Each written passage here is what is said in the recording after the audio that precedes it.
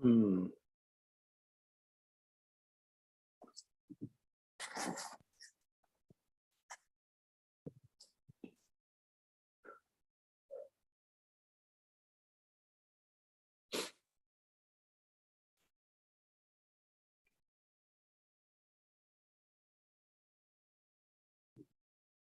My word that was triggered when you gave your word, Allison, was compassion. Mm. Mm.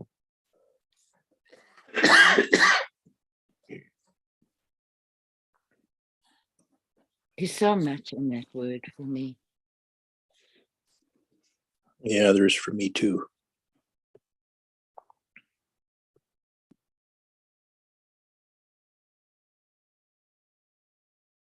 Yeah, unearth and compassion. Mm. Who are we? What am I? Compassion. Mm. Yeah. What do we serve? What do we give? How can we be? It's like that can be the answer to all of it. Mm-hmm. Totally, Jesse. Thank you for that. I love compassion because of what's not in it. Mm. There's no blame in it. Mm. There's no responsibility in it. Well, there's no reproach. Better. Yeah. Good word, Allison. I think there is responsibility when you take the charge out of responsibility. Yeah. You know, because I'm sure there are better words perhaps that will describe it, but like honoring what we have. Yeah.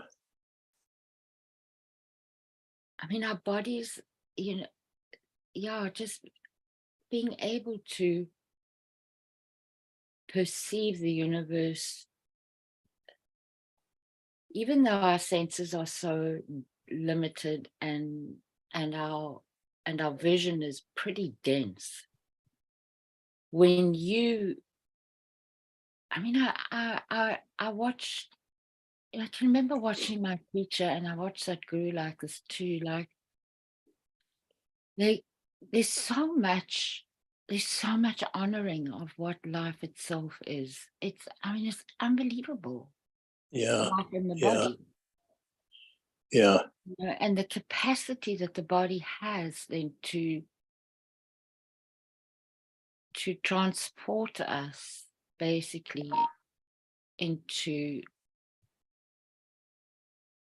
the experience of what life really consists of. Yeah. That's our purpose.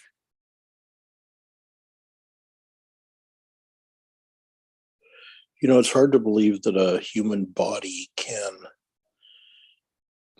put up with and kind of adapt to that much dark, dense energy. Yeah.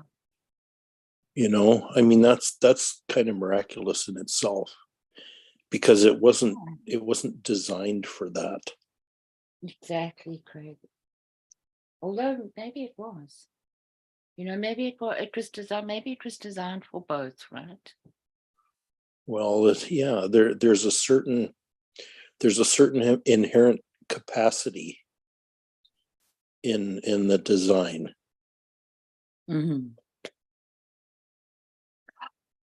I was listening to him last night. He was talking about, he was explaining about why you as an individual land up with a certain body, and it was all related to the way in which they talk about memory, which is karma. Karma is memory and action. Those are the two things that it consists of. Hmm.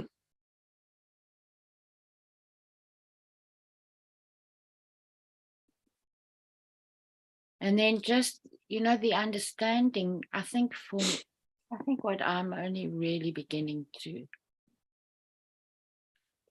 embrace probably would be the right term to use, is an understanding, I think, like you're that little grain of sand on the beach, and you reflect a certain color. And it's your job, it's your purpose to shine that color. All that it has, as much and as little as it has. And it's as important as a big rock that people can go and climb and sit on and, kind of admire. Yeah. Yeah. And it's unique to you. Yeah, but it's unique to the world. Yeah. It's unique, and every single grain of sand is equally important. Yes. It takes each one to make the beach, right? Yeah.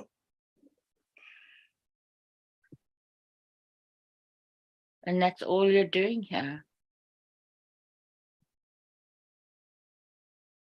And that's why there's no real room for judgment. Mm.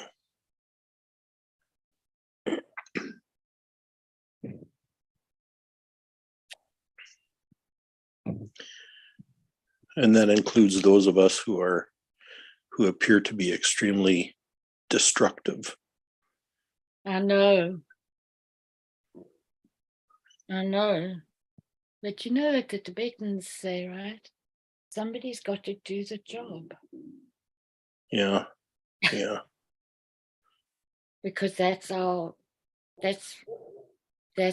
of the nature of living in this plane. Yeah. It just is. Yeah, it's hard to reconcile that that Hitler might have been necessary.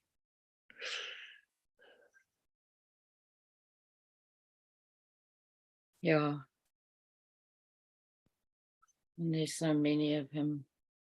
And that's compassion talking.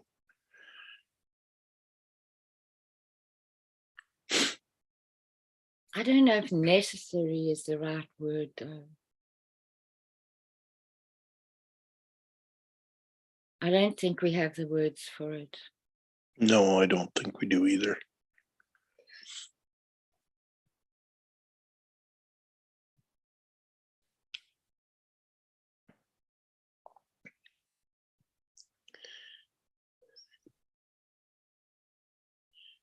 Yeah, I don't know that the intentions of higher intelligence are understandable. Yeah. Hey, Pascal. Hey guys, Morning, Morning, Pascal. Pascal. how are you?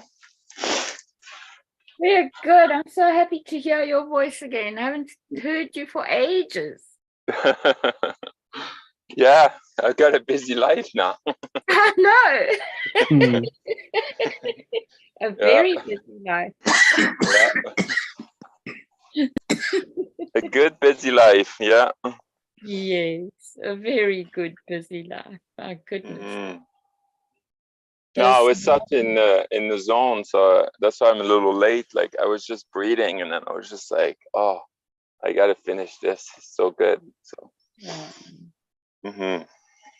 but I'm glad to be here. I was thinking about you during the week, hearing about all the fires again. The which one? Sorry, All the fires. the fires. Yeah. In your province.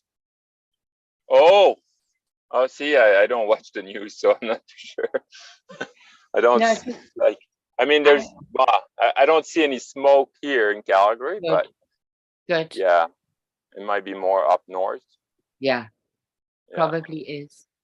yeah, What are we talking? Forest fires? Yeah. like yeah. Yeah.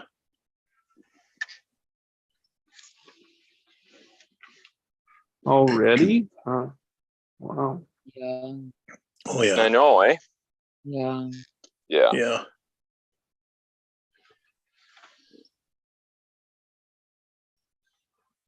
Yeah, it's been pretty dry for sure. That's what they were saying. Is, you know, that Yeah, we had like no- pretty warm weather considering. So, but yeah, no, in Calgary it's beautiful today. Just about to see the sun, I think. Be nice. Mm.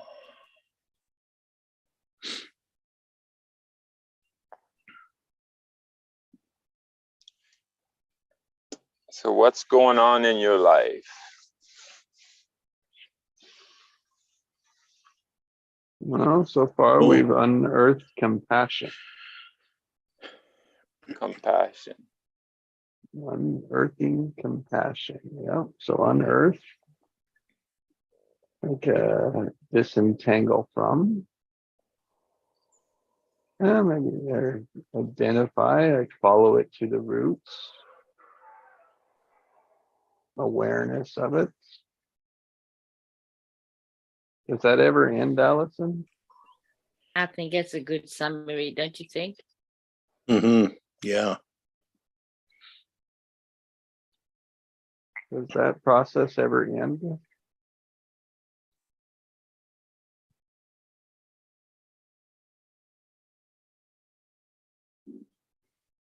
Maybe not.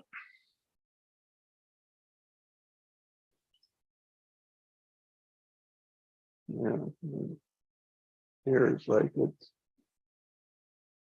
deal with the one that's in front of you. So what's there? It's like, oh, that's a possibility. It's just go with it as far as you need in the moment that's there. Yeah. The other one appears that it would be a problem solving.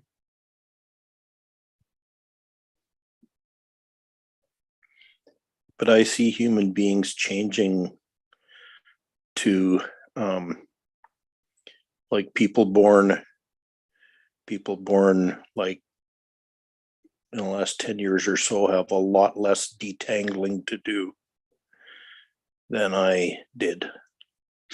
And I see that trend continuing.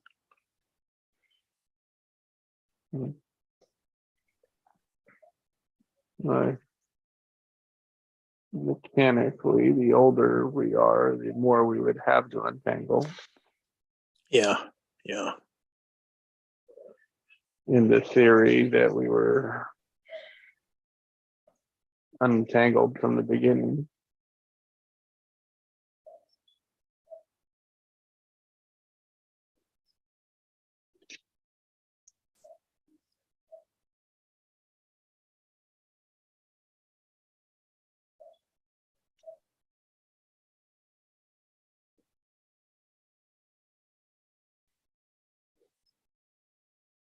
And so compassion was another one. It was as Allison was working with sharing her word.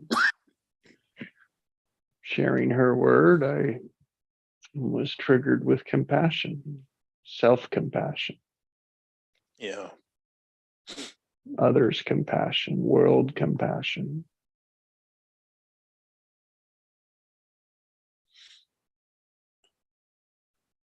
Since Allison's here, can we explore karma? Oh, I don't, you sure? I only know those two things. Seriously. That's a big one. Well, what a number of the channelers are telling us these days is that is that karma is kind of in your DNA. Yeah. It's memory, Craig. Say again. It's memory. Ah, okay. Not right. So you know, he, like the way that which he explained it so beautifully was, you never met your great grandfather, but you've got his nose on your face. Right, right.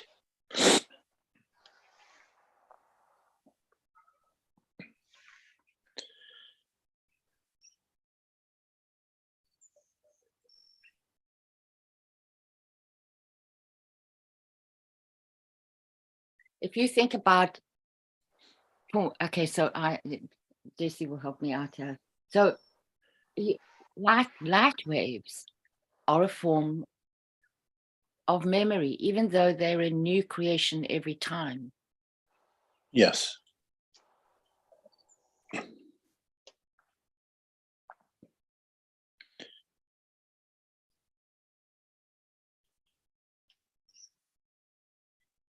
So when I say that,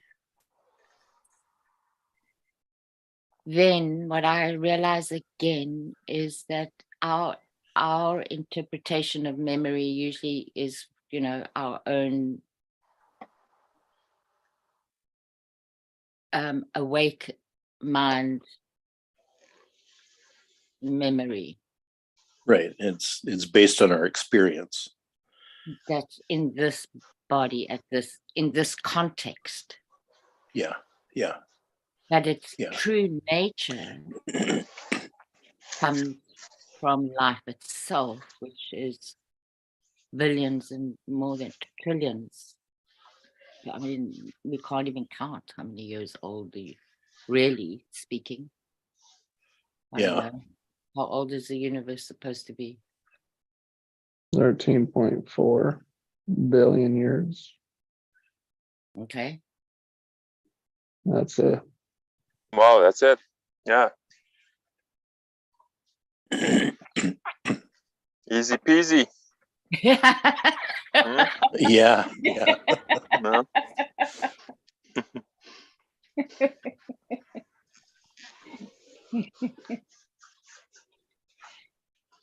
Simple, silly, and easy, as Jesse would say. Hmm. Yeah.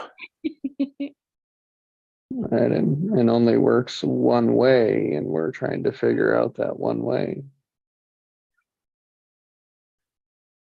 What only works one way? The universe only works one way. Oh. Goes forward, doesn't go backwards. And Yeah. Yeah. you could say in all the chaos, just because of the misunderstanding. But the fact that it works is proof of the one way. Very good.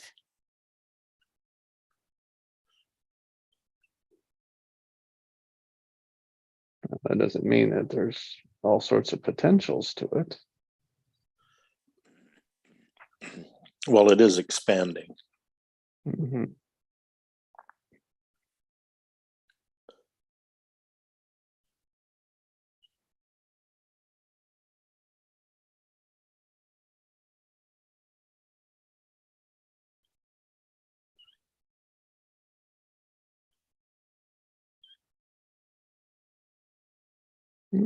Craig, Pascal, you've got a word choice? Well, I picked up a quote yesterday, and I was trying to meditate on it. And it comes like this: where your discipline ends is where your limitation begins.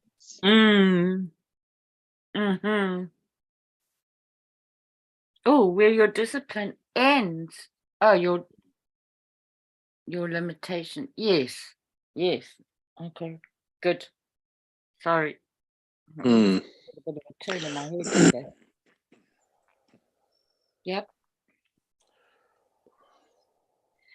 So what's discipline for Yeah, you. because I just tasted a lemon. Yeah. Well, I didn't taste a lemon. Yeah, that's the word that like I was trying Yeah. to understand. Yeah, I got stuck on discipline too. Okay, so for me, I mean, I used to have a big charge to that word.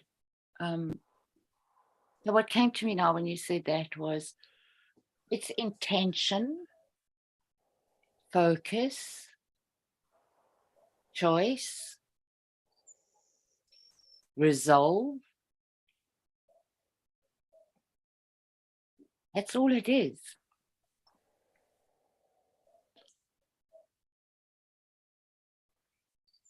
Yeah, and desire.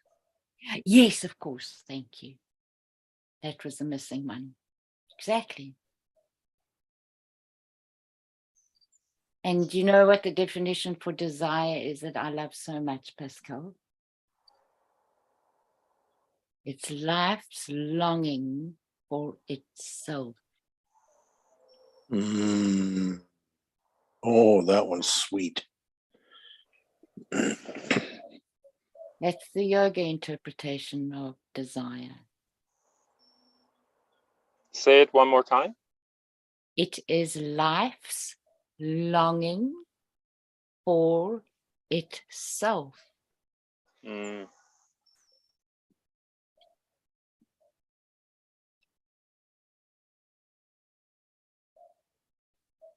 Yeah, that's beautiful. It really is, right? It really, really is. It, like for me, it just reverberates right through. Yeah, it does to me too. So there you go. That's discipline for you, Craig. You got a whole new way of experiencing it.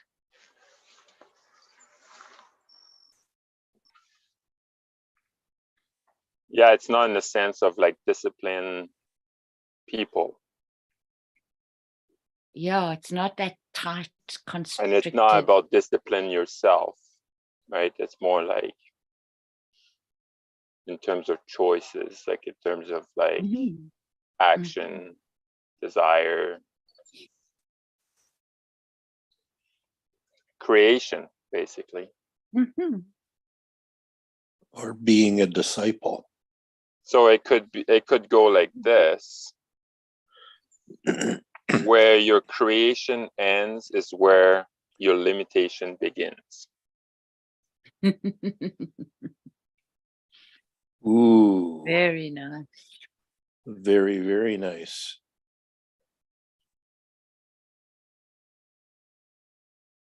Okay, so Pascal, this has got to be in the field because this morning, before Ruth, I was in the kitchen and I had a revolving experience because I shared this the other day. I was in the kitchen peeling potatoes and I was thinking about my parents' compost heap. And as I was recalling, them and what they did and things, I thought to myself, okay, enough time spent there. What do I want going forward? So I just managed in that moment to recognize that I was in the past and I could grab for something in the future and implant it in my vision, in my mind's vision. And to do that more in my day is going to serve my body really, really, really well. So this morning when I was there, I was thinking about my future. And I thought to myself, I've been in a pause. It's taken me time to integrate, I would guess. I would use that word. And so when you talk about where your desire ends. No, where your Where your creation, creation. yeah, where your creation ends, your limitations begin. But there is and that could be true, that there's a little bridge, perhaps. Or it is true what you've said. It is true. And you're going to find yourself in the gaps. Isn't integration a creation as well? Yeah. Yeah, it is. But maybe it's an unconscious one. I don't know. Yeah. Well, there's a lot of unconscious ones. Yeah, exactly.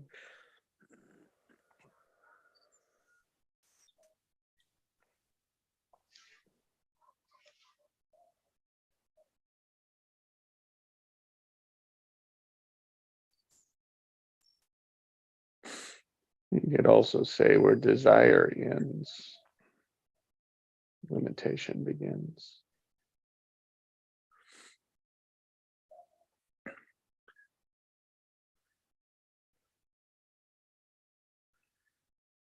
Here's the thing for me right now is I don't I don't seem to be doing all that much in my life, but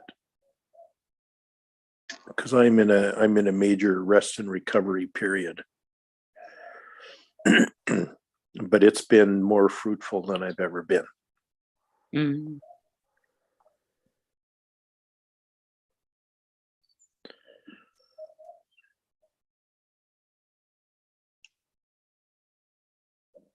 Well, it's Yeah, about and I would how say you probably were not so much in your thoughts. Because thoughts is Well, like yeah, past, yeah, future, past, future, past, future. yep, Yeah. And you're not in your creation when you're just in your thoughts. yeah, right. Yeah, and the reason like why Allison like was peeling her potatoes, she didn't have to think about peeling a potato, so like her mind was wandering around. Yeah, Right? We don't have to think. We know yeah, but we know it all. We know how to do it. You know? To yeah, be present is the best gift we'll ever give to ourselves and for others. and for others. yeah. And we don't have to think to get there or to be No, there. no, In fact, it's easier if you don't. yeah. Like the quote says, a well-fed man has many problems. A hungry one has but one. Mm.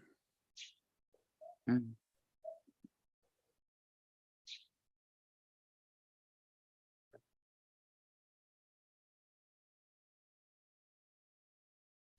And we can see like we've come from that hungry one.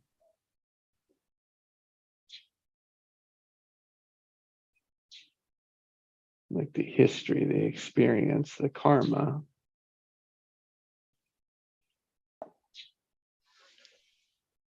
Has been raised from that side of it, from survival. Now, always, I don't think so, but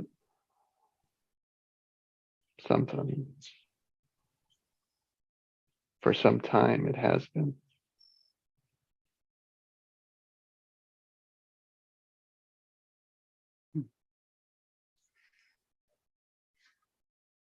And from there would begin where the limitation begins.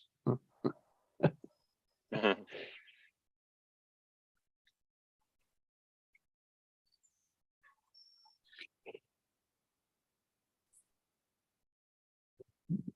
And limitation is there's nothing wrong with it, right? It's just like a Yeah. meter per se, right? It's Yeah. just like, oh, that's where I'm at, and that's what I can handle right now. Yeah. Yeah. So maybe limitation is the bridge itself. Mm. So I'll go back to the potatoes. Thank you for that summary, Jessie. There's so much in that.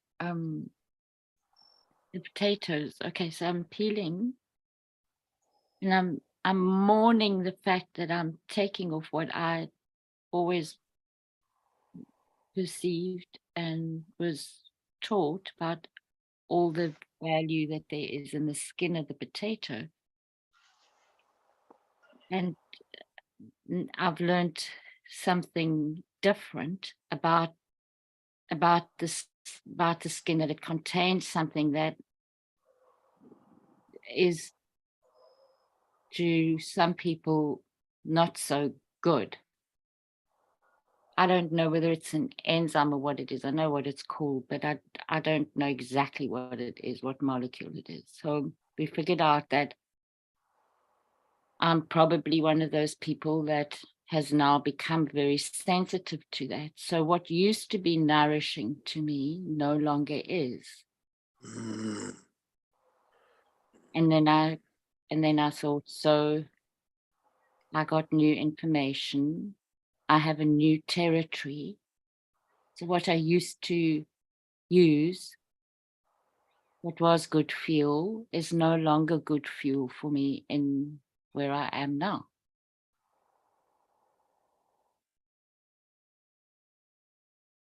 You're changing. Yeah. How do you feel about it? We all change all the time. Hey, Pascal, Mm-hmm. it's our level of awareness of it and the value that we attach to it. That's Ooh, what's important, right? Mm. yeah. So whereas before I would have a real heaviness about the biochemistry that's going on in my body, I would have enormous gratitude for all the help that I get in understanding it and having different paths to follow to ameliorate that.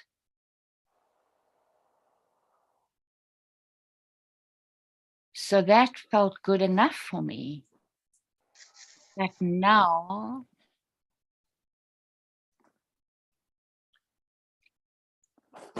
I think the grasping is beginning to loosen.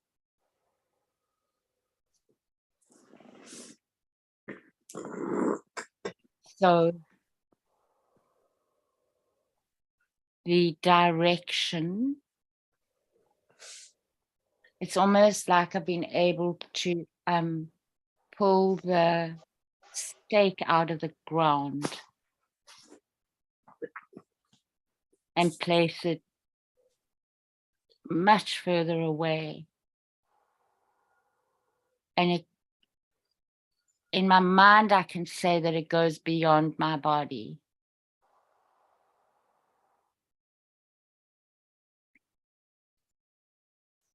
That I can feel it beyond my body.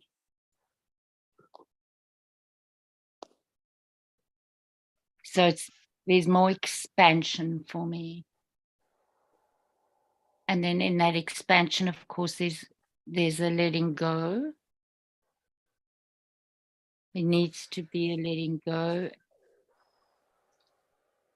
And I mean, what I'm saying now comes in small bits. Hey, don't get me wrong, I don't walk around like this, feeling like this 24 hours a day.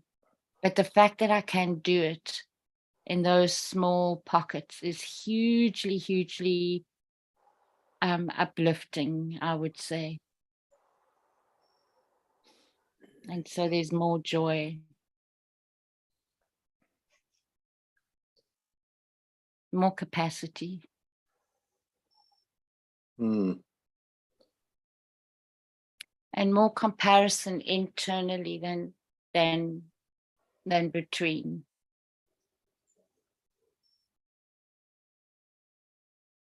That's one thing that has changed over the years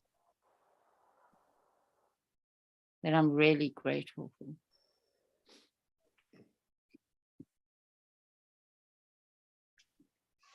Does that answer your question, Pascal? Mm-hmm. Like your awareness changed. Yeah. Your awareness changed, and the way I see it is like you got a new permission slip. You can go into this movie theater now.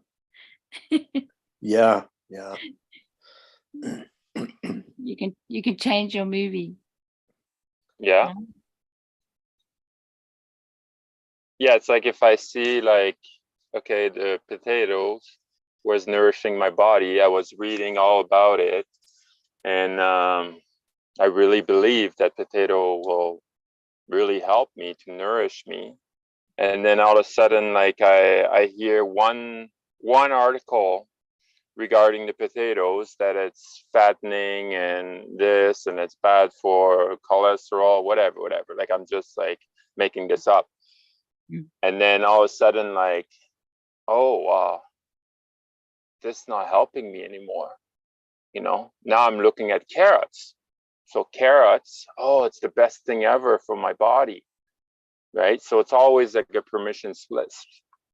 So, but at the end of the day, what heals you, what's nourishing you, it's not food.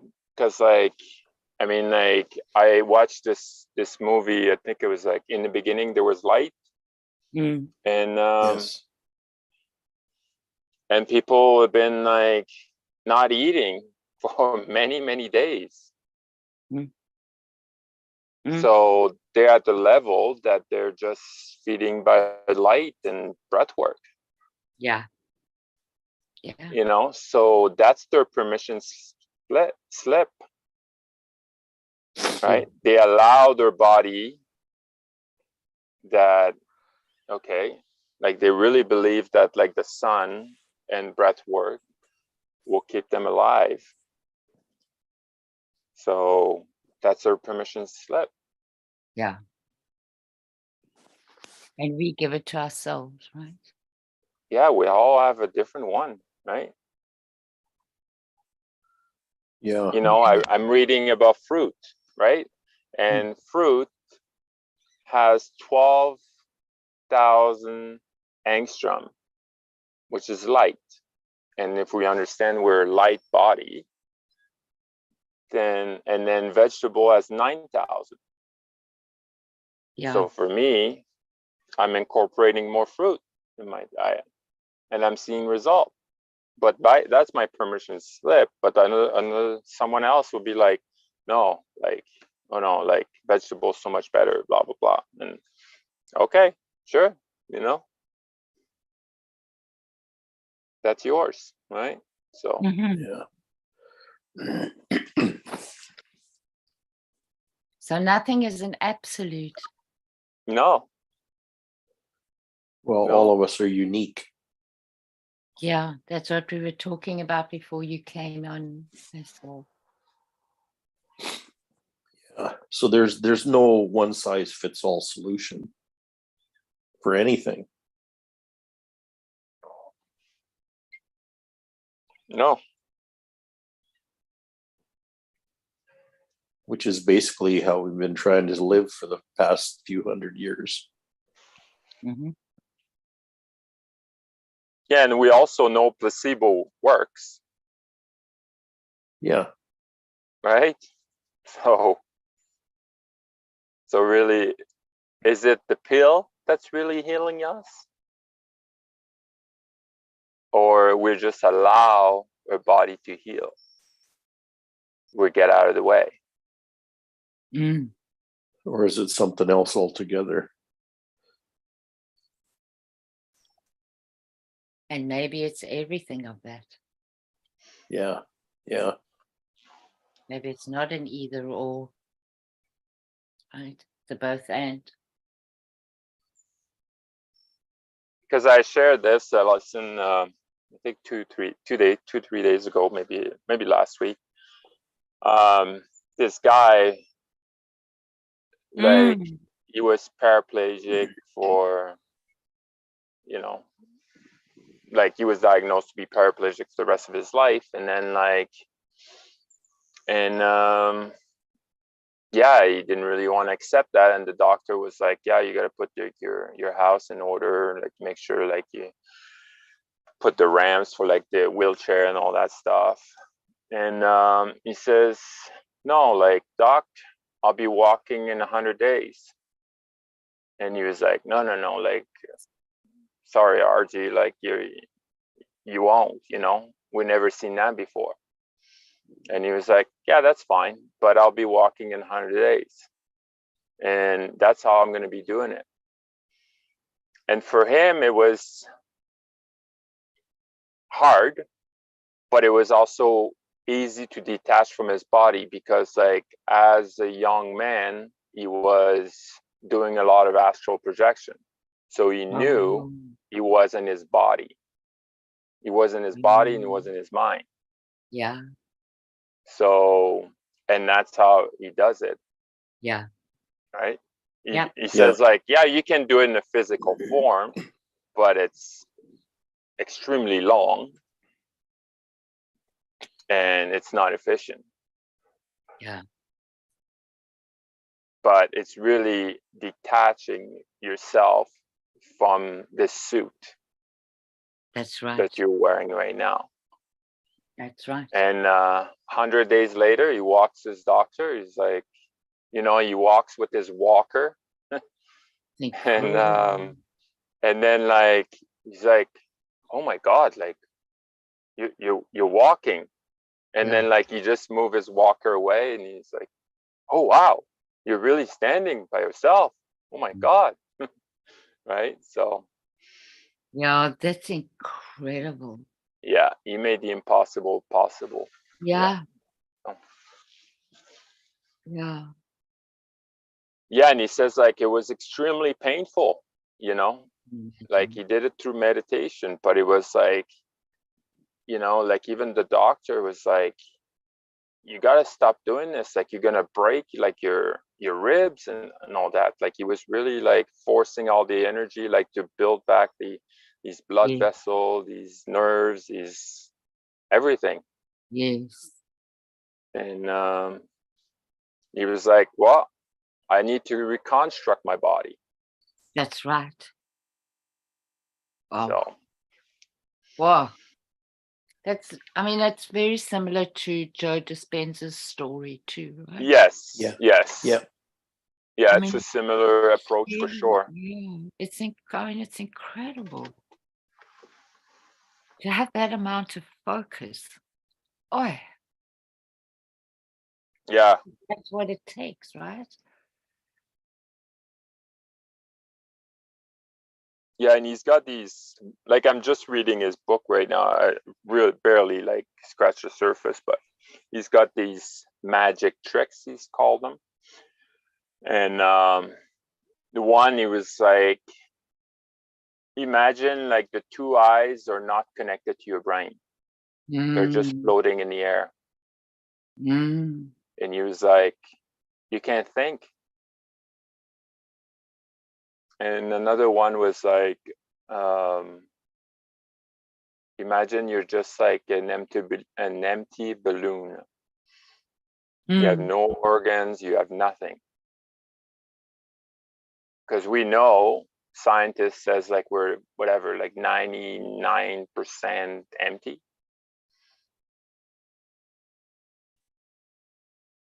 All right, think about this. It's crazy, right? Yeah, that's good. Pascal, So, I would love to have that reference. Would you post it in Heart Centered Group? yeah, for sure. Thank Yeah. you. I can send there's like a 3-4 minutes video that he just explained, like, Yeah, his progress and whatnot, and then the book. Great. I'd love Yeah, to. for sure. I can definitely do that.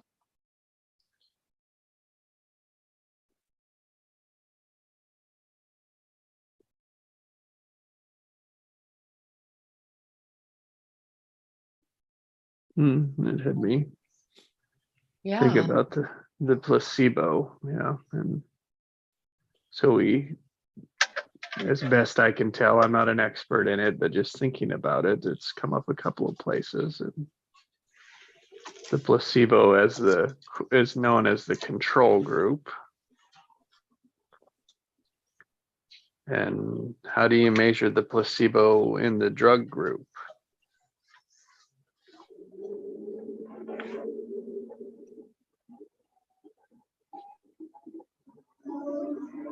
Yeah. That's a good question.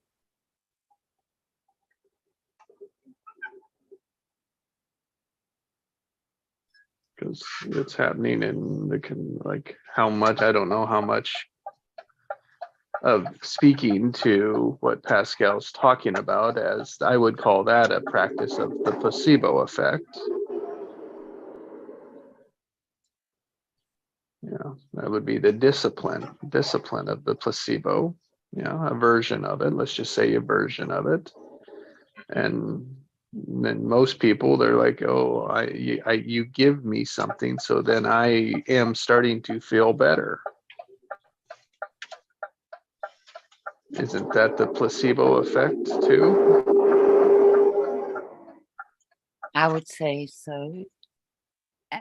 And what I'm thinking of also with that, Jesse, is that 30% is all the leverage that we need, right?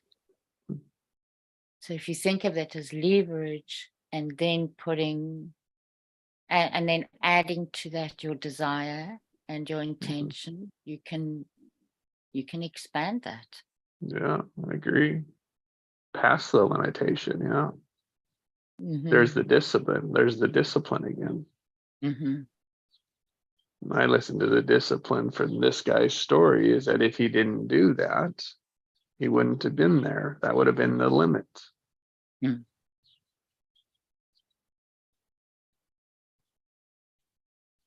Yeah, so discipline is not a bad word. No, Mm-mm. not at all. It's No, we encapsulated a lot. associated that, because maybe our experience, whatever, right? Like, Mm-hmm. when our parents discipline us because we didn't do what we were supposed to do. But in discipline, and like, if you want to reconstruct your body, and then like you got to have discipline to do your meditation every day, and then like not just like a little normal meditation, just close your eyes and like, like really like have this extremely focused desire, this intention, that's where it starts. And then that's his discipline. Yeah, beautiful put. And then with all of this, what keeps on coming up for me again, just in my own personal experience, and not only mine, I've heard many people's, but the context in which you are able to do that in can make it, or facilitates the collaboration of one direction or the other. So it facilitates either expansion or constriction. Now, and I think of Sadhguru's story, like after he had accomplished something that he had spent 4 lifetimes trying to accomplish, he knew that internally in his last lifetime, he knew that when he died, he knew that he had the capacity internally to do what he wanted to do. And he couldn't understand why it didn't materialize. And he realized at the end that it didn't materialize because he didn't have the community to collaborate with. He needed the community to do it. Oh my.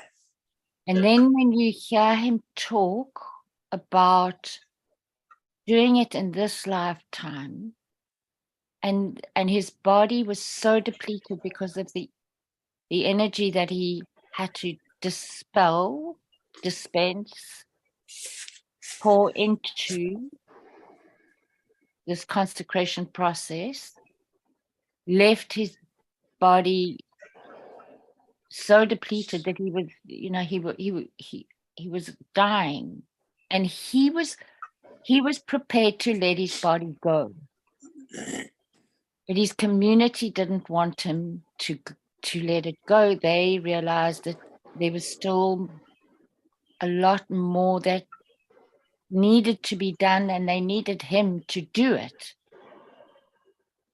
And when he talks about this, Pascal, I'll see if I can find one of those videos. It's the amount of gratitude that he has to still be here is so palpable. I mean, it's just like a waterfall that the tears just fall down his face. Yeah. And it really does something so profound for me when I watch him talk about those things, and then you watch him talking about what, the movements that he's involved in now, all the ecological movements. And that's the thing about what he's doing, is what you were saying earlier, is just to be present. Because that's what it is that you get from him, is he's there. And when he's there, everything is there.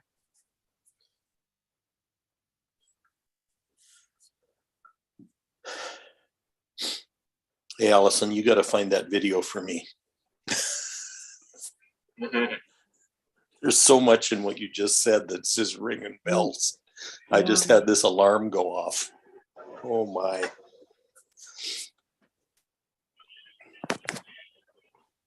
And that's my word for today, is capacity. It's come up for 5 or 6 times already today. Capacity. Yeah.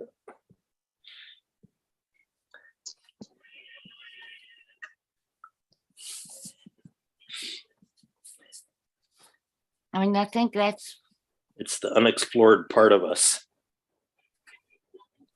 that's been there all along. capacity and collaboration. Yeah. And community. Yeah. That's the part that rang true for me too. Yeah. Is because what I realize is that what I've been given to create requires other people to manifest it. Yeah, we all do. Like I can't manifest it on my own.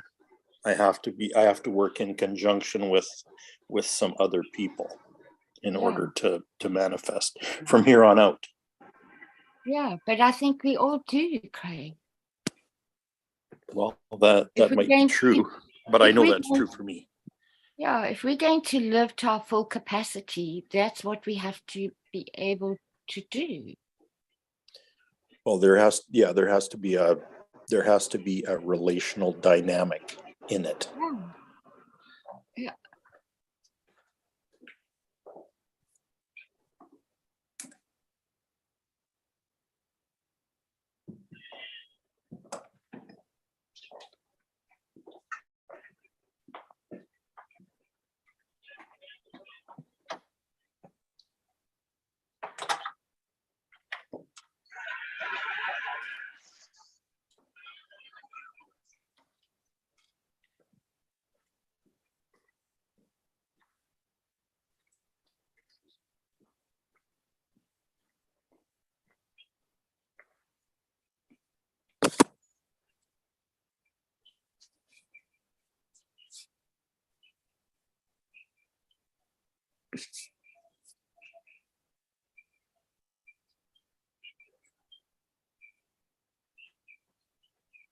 Because it becomes a opening up and allowing everyone's capacity.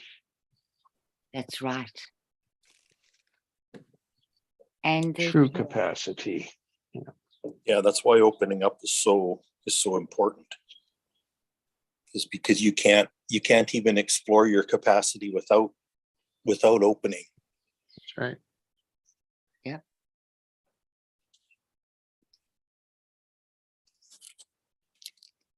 Yep. And that is together is to open up, because we're continuing to contract. Even though we're more connected, have tools to more connect, we're yeah, more alone. Yeah, in fact, that's what you tend to do when you're alone, is to contract.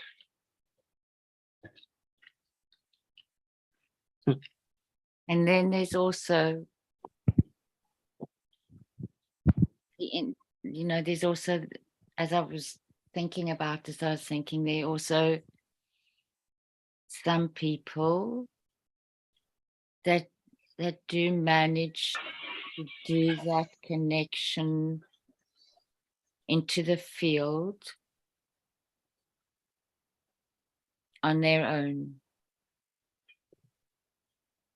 and that their bodies just exist in that.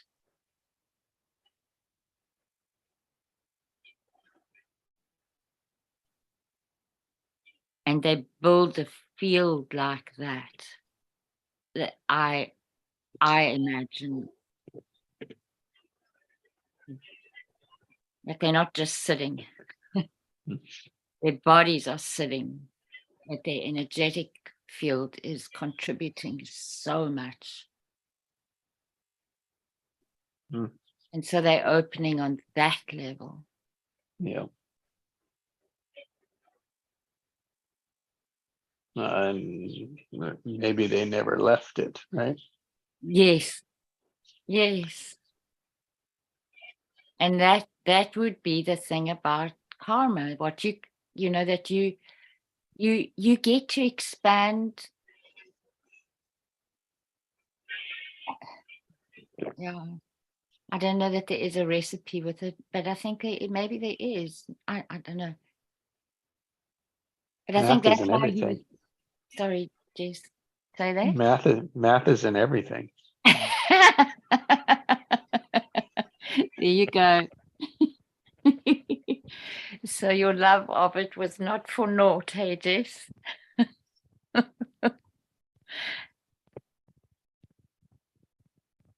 Yeah, there you go. And what I was going to say is I think that that's why he was talking about, or trying to explain to people that what they come in with it's not personal at all. And that we do have the capacity, if we follow certain patterns, to dissolve the karma. But we have to have the initiative to want to do that, because that is what free will is grabbing that. Nobody else can do that for you. And because he was talking also about the old understanding of a guru was that the guru would help you untangle your karma. And he was saying, yes, but if you don't, so here's structure for you. If it doesn't start with you, if I untangle it without your cooperation, your body will disintegrate. You will die.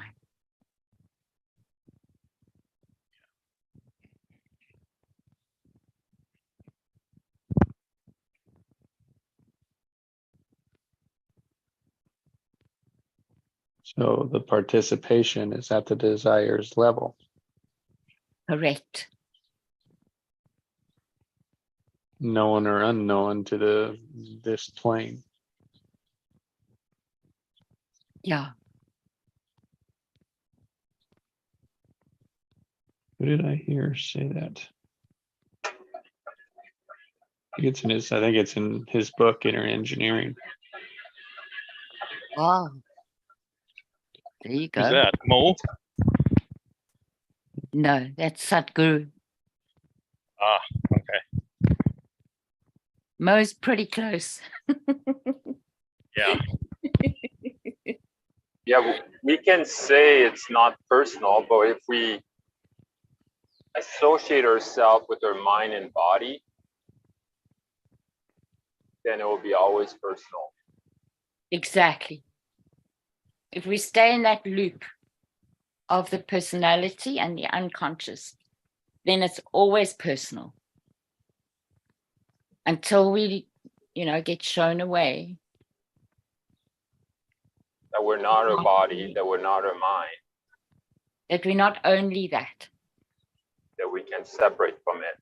That's right.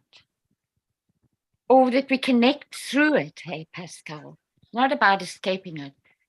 It's about going into it and using it as your vehicle. Yeah. Because all the ingredients is there in your body. Consciousness is in the spinal fluid as I'm beginning to conceptualize. The vibration of it, if we have to find a location for it, maybe we don't, Yeah, it's the same thing as like when you're watching an horror movie, right? Why some people are like scared of it, Yeah. and other people, it's because some people are able to detach from it. Yeah. Like, this is not real.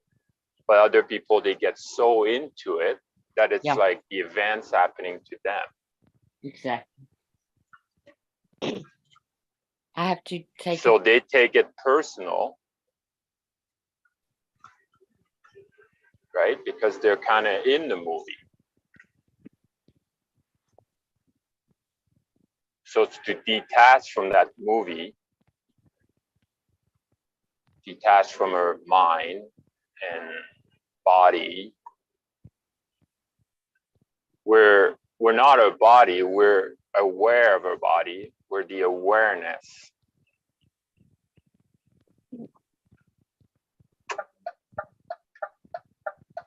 That's where I would look at it as the observer, right? We can pull ourselves apart to observe, but we're never pulled apart. Yeah. I think it's Yeah, the more that we we try, always, the more we separate, I think there's more danger in the separation aspect of it because we forget the whole.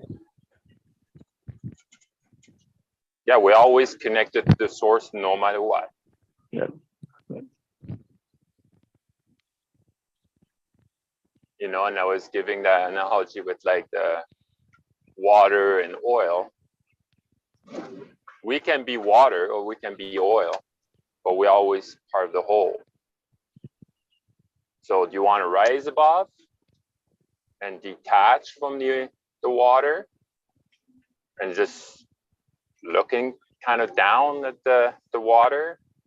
You're still part of the whole, but you don't still need to float inside of it.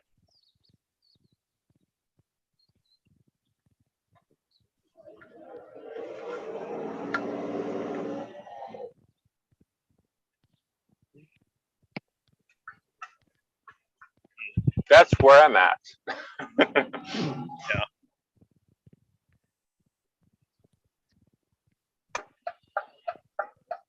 You can choose your level of involvement or of association with.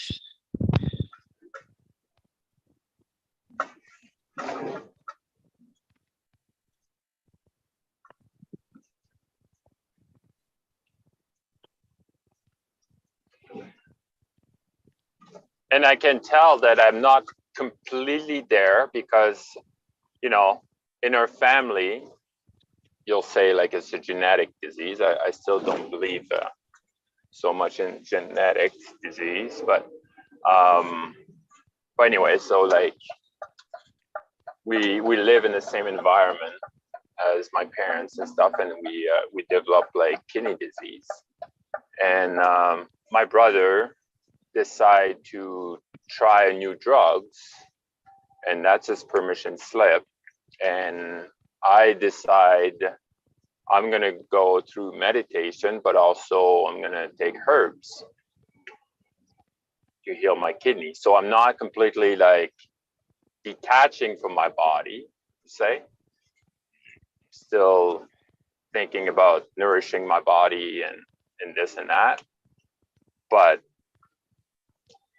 to me, it's a step forward from it, right? But I told him, I even told him, I was like, well, if I take the same drug as you, I'm telling you, it won't work on me, because I don't believe in it. Like, it's not my permission slip. But for him, it probably would, right?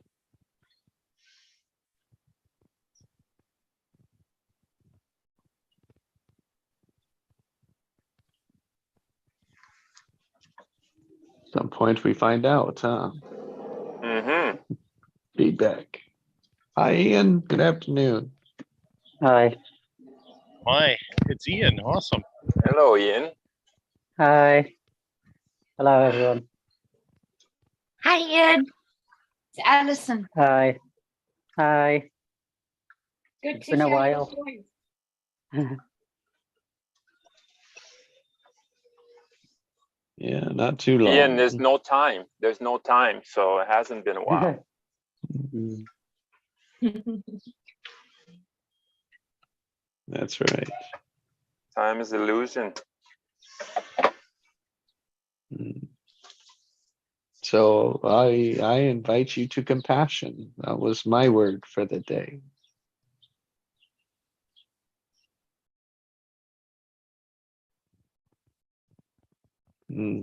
Compassion in our past memories, compassion in our disciplines, our limitations.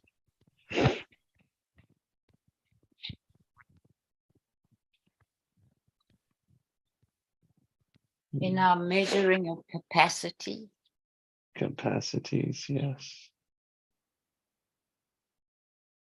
Compassion unearthing, digging up those past memories. It's, you know what, it's more, well, it includes it, but it's the digging up of identity. Their identity. Yeah.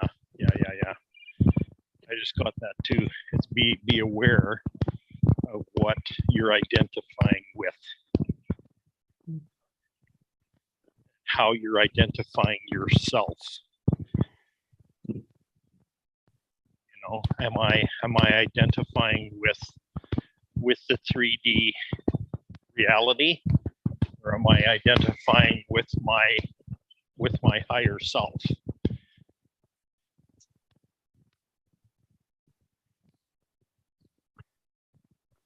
My multi-dimensional self.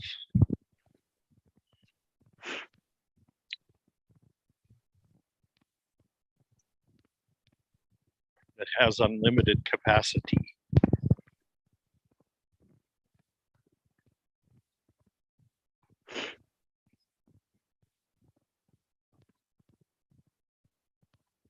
Yeah, I heard like almost pretty much like every incarnation, we're about 2.5% to 3% of our higher self. Yeah. Until this one. Until this one? Yep. Until this incarnation is very different from Right. any other one. For you, Craig. Oh, No, I think I think that's true for everybody. no, I think it's because of There's a past lot more incarnations. potential that's open. than there ever has been. What was that, Ian? Oh, I was just going to say, in past incarnations, we haven't woke up, but on this one we are. In past incarnations, we believed in the game, but on this one we're waking up, so that's why it's so different.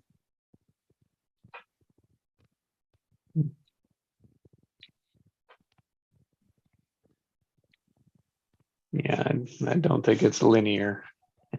Oh, the Thank veil is you. thin. The veil is thin right now. There's a lot. There's a lot more available. I know in my life there is.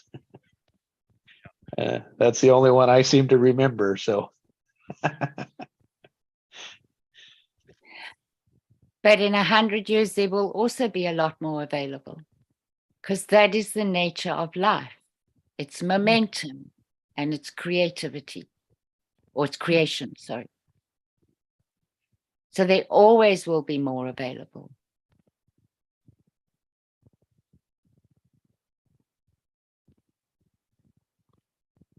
And maybe I'm wrong. Yeah, I- it's if we choose to identify with it.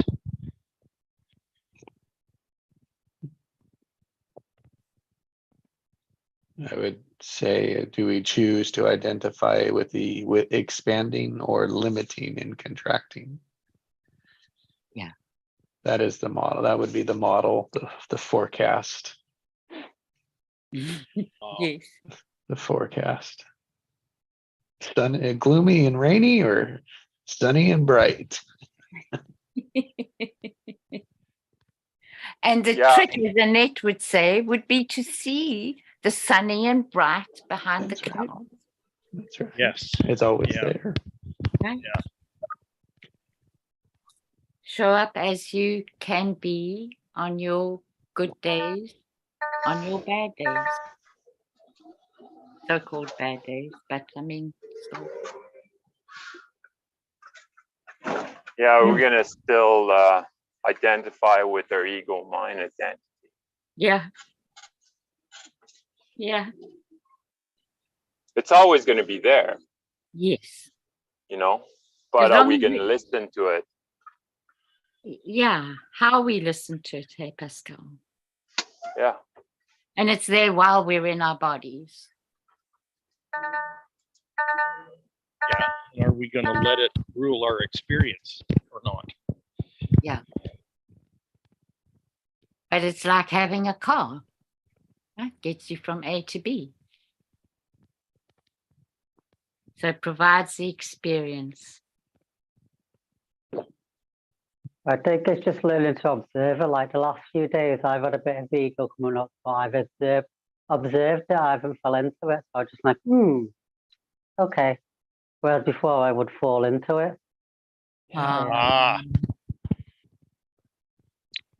I've noticed it's ego straight away, whereas before I wouldn't. So That's amazing, Ian. Yeah. Well done, Ian. That's a celebration for sure. For all of us. Mm. Yeah, that's beautiful step forward. Absolutely. Yeah, it's Ian, not. are you raising consciousness? Stop that. Stop! Stop!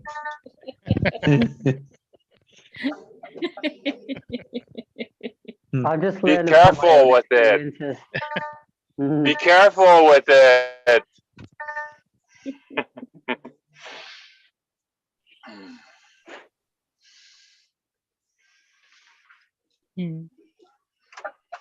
We obviously really love you, Ian. You've all brightened up like 10 degrees since you came on the call. Yay! That's nice. Thank you. Yeah. Yes, brighter compassion. There's so many lessons. There's so many lessons that you've got for us. Mm-hmm.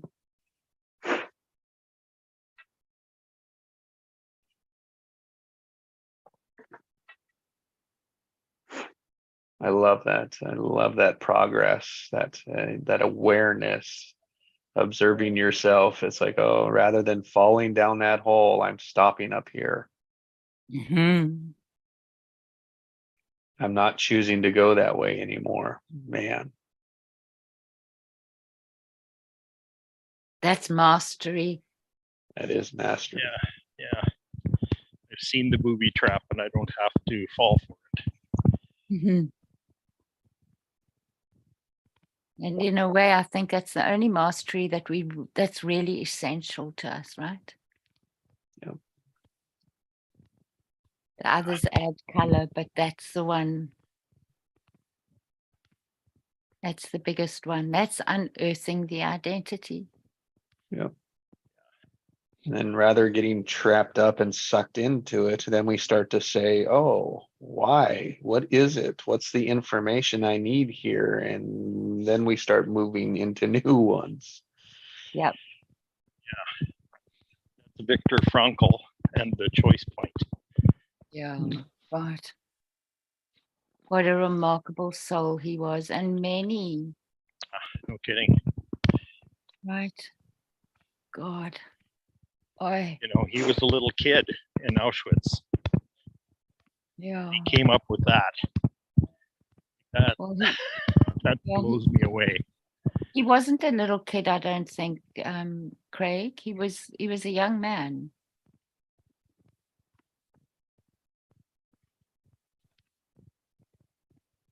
He was young. I know he was Yeah. young. We had a gal that she was 14 when she came, and we took the kids. Our whole family went and listened to her just a week ago.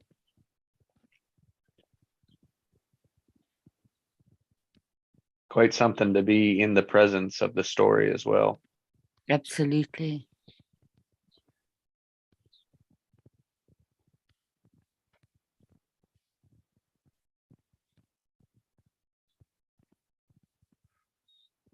So I was listening the other day also to it was in Brené Brown's podcast. She was talking to, I think he's a Jesuit priest. I can't remember. Sorry, whether he was, but he was in a special order of mysticism in Christianity, and he was talking about his, how he views religion, and it's exactly the same view as my teacher had. He was talking about the contrast between what society seems to think is important, which is separation, and that religion has been such a collaboration with that. And I think he would say it's caused it. Mhm. Separation. Yeah. Oh yeah. And Yeah, the I thing agree that with that was too. the thing that was so interesting and important about it also was he was talking about reading letters that slaves who had fled and then had opportunity to write letters to their owners. And he said these letters, none of them were accusatory. They were questioning about, why did you have to do what you did? So in that, he said our basic nature is connection. It's an understanding.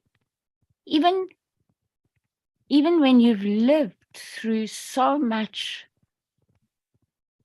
hatred and abuse, that most people will still look for understanding as opposed to accusing. And that impetus to understand is our willingness for connection and not separation.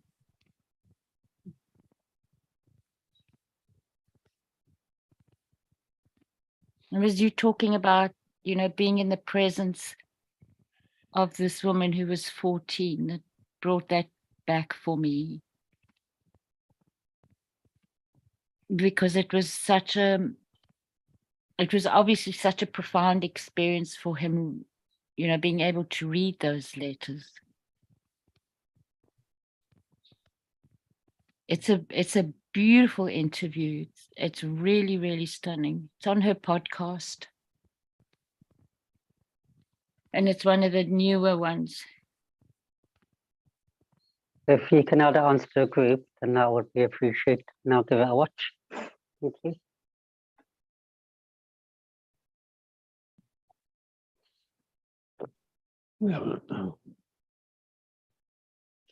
And that was what this gal said, is that she holds no anger. Mm. She holds no grudge towards. She forgave and loved and joy and happy for life.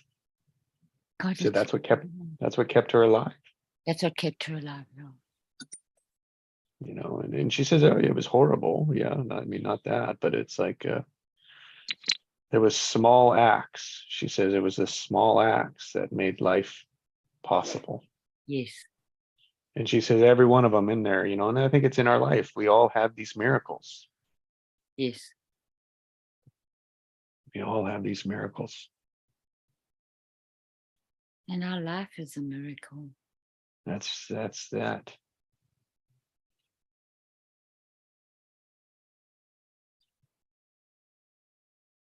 That expands it, doesn't contract it.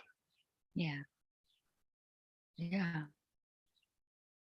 Those realizations that we're upheld and supported throughout. Mm.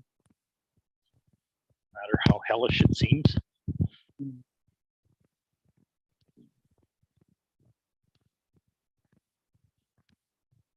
That's why we can't do it alone.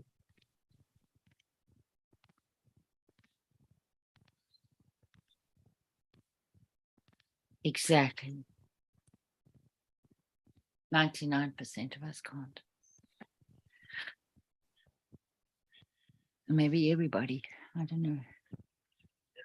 It's part of the reason why we experiment with individuality, is to find out how futile it is.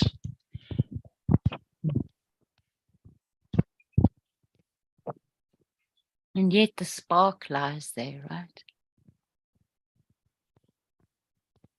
What do you mean by that? The desire for life.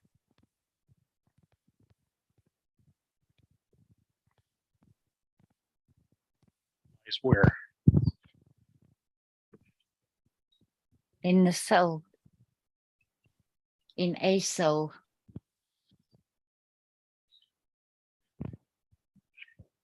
In individuality, you mean?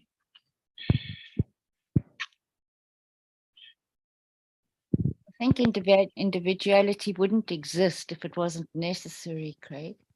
It's about the grasping of it that's important. Yeah, I'm not saying it's not necessary. In fact, I said it was necessary because that's how you realize that it's futile.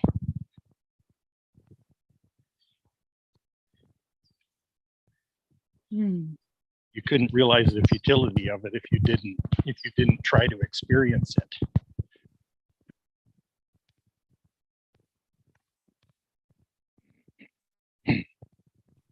You come to know that singleness is not true.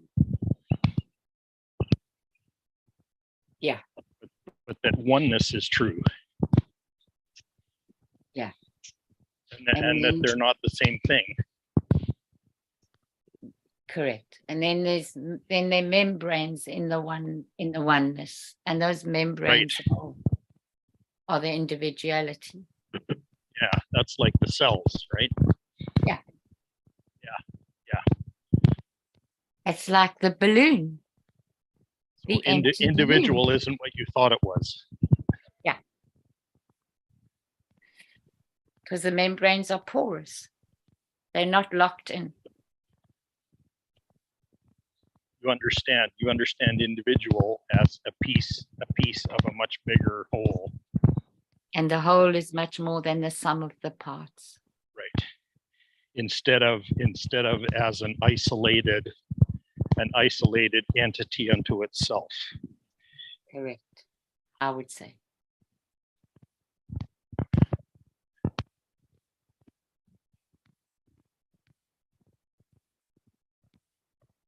Okay. Time to go.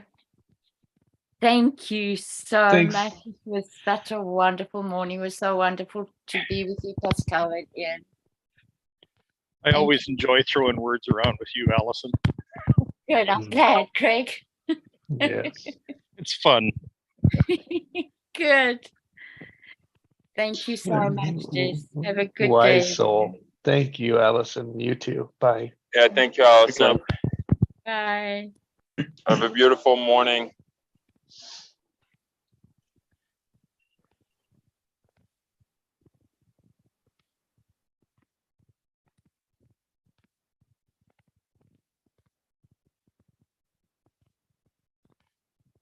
Oh, that was interesting where that went.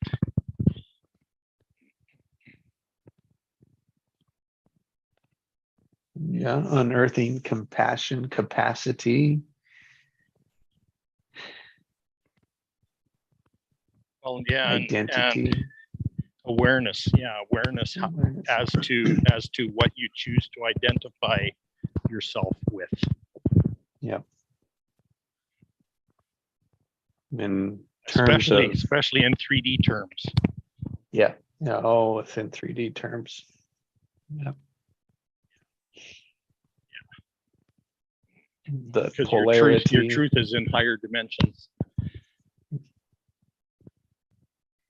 this one, than these ones. Yeah, and I celebrate. Yeah, one of the acronym we use here in like breakthrough is FOR, focus, observe, relax, plus truth equals win. It's like, that's what I heard you practicing, Ian, and observing and being aware of. It's like, oh, my focus. What am I focused on? Observing, which is the awareness component of it. Like detaching from it, but still knowing it's all part of the whole. And then, oh, I don't have to get all wound up on the discipline. I don't have to go that direction. I don't have to choose that. I don't have to be sucked into that old pattern. I can relax. Well, not just that. It's what I'm observing is not actually me. Mm-hmm. Yeah, no, that's a good one. Yeah. It's just coming through me. Yeah. I'm the agent. I'm the conduit, the experiencer.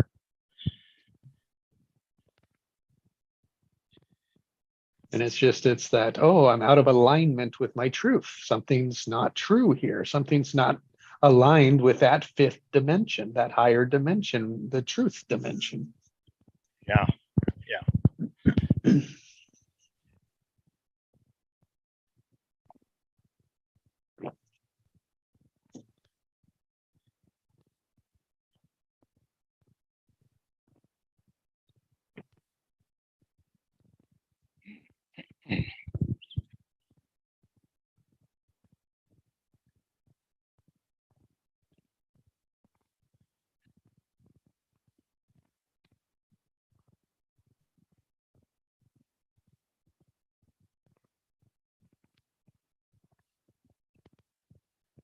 Pascal, did you have a word for us this morning?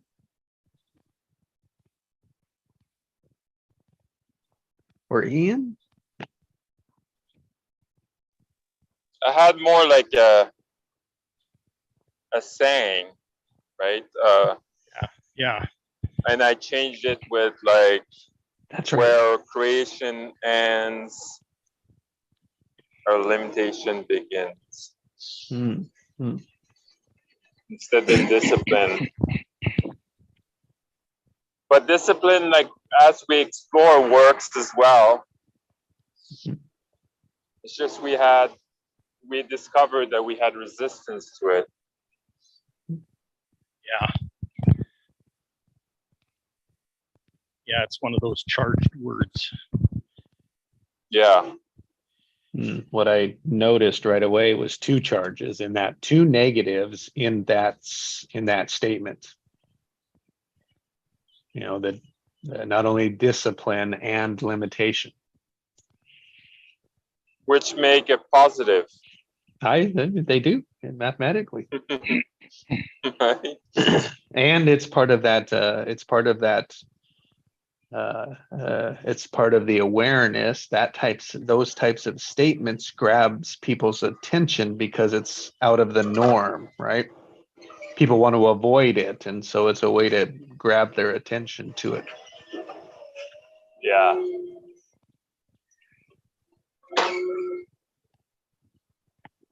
Or avoid it. So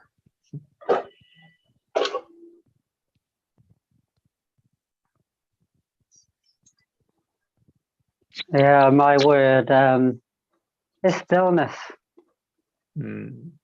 Yeah, stillness. I'm just really learning to master solitude, to be okay being on my own.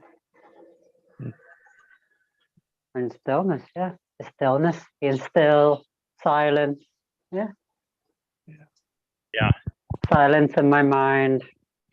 mm.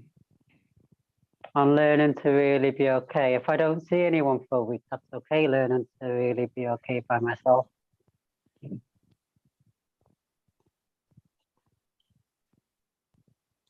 What a paradigm shift, eh? It's coming. Yeah. I'm getting closer to the Wizard's Gate. Every week I can feel I'm a bit further, Yeah. There's a lot of energy in that, in silence and stillness. Because before, and still a little bit now, I've got I used to have quite an overactive mind, and I always wanted to be busy, music, listen to, always quite busy. But now I've just stay in stillness and just, yeah, just,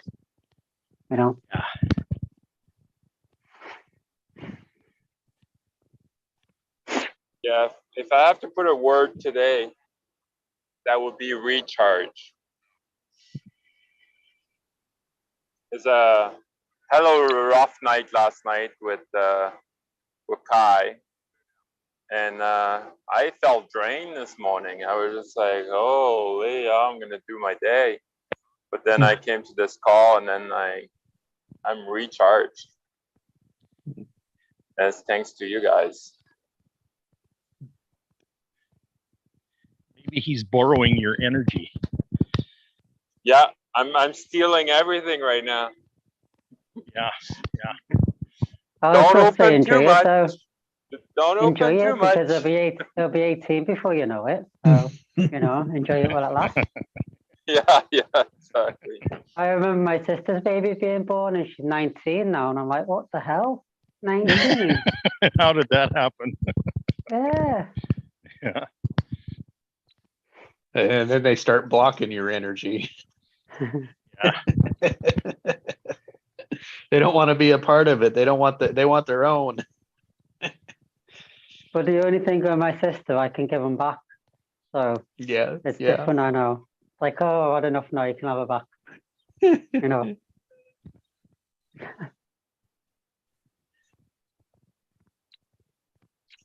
Yeah. That's what they say about grandparents. It's you get all the good stuff and none of the bad.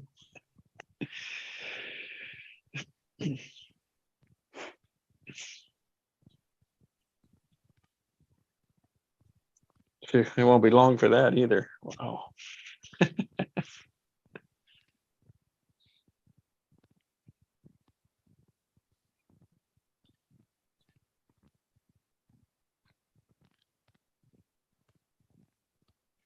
If you think of it, Pascal, you might be wiping his bum now, but in 50 years, he might be wiping your bum. Yeah.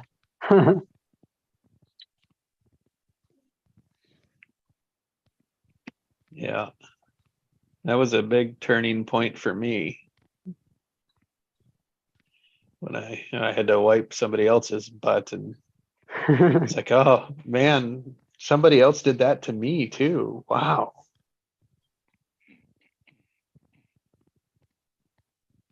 And then, yeah, full circle all the way around. I got stories to tell them though if they argue. So.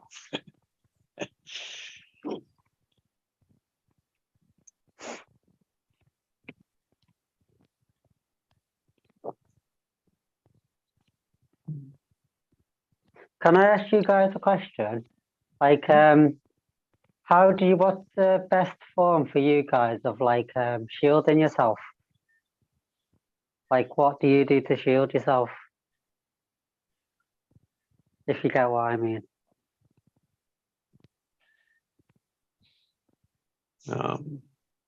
From other people's energies, from other people's attacks, from.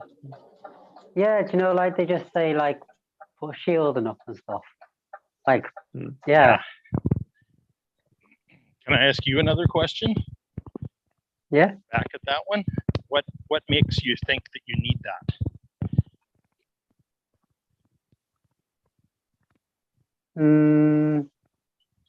I don't know. Probably just listening to other people, because people say, "Oh, put shielding up, put shielding up." Yeah. Okay. So, what I would suggest is you step into your innocence wisdom and ask if you need that.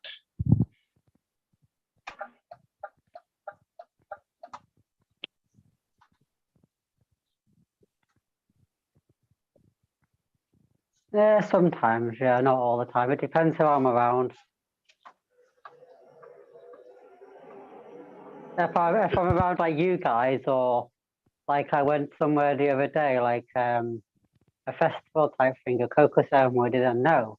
But if I'm around people that like to drain me, then yeah. Yeah. So it depends who I'm around.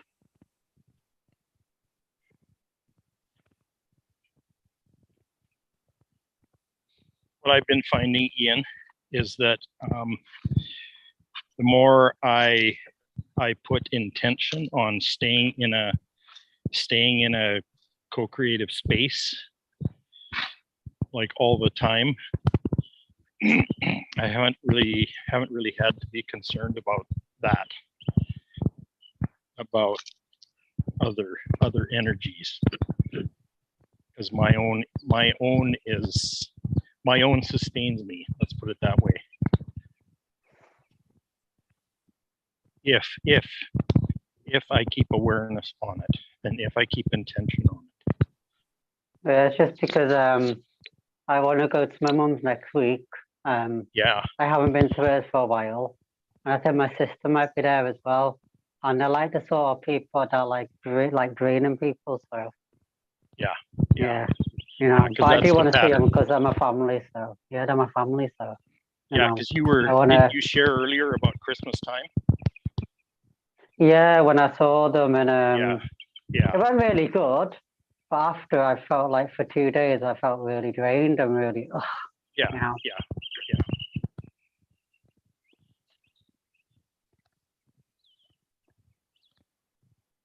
But then, like with you guys, after I've been with you or certain people, I feel charged. So it depends who I'm with.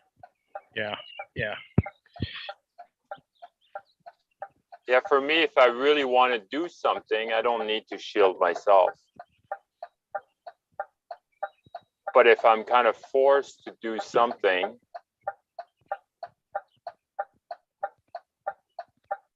then yeah, so I'm not aligned with my truth. So, but I don't really shield myself per se. No, I don't. That does make sense, because part of me wants to go and see my mum because she's my mum, obviously, but part of me doesn't.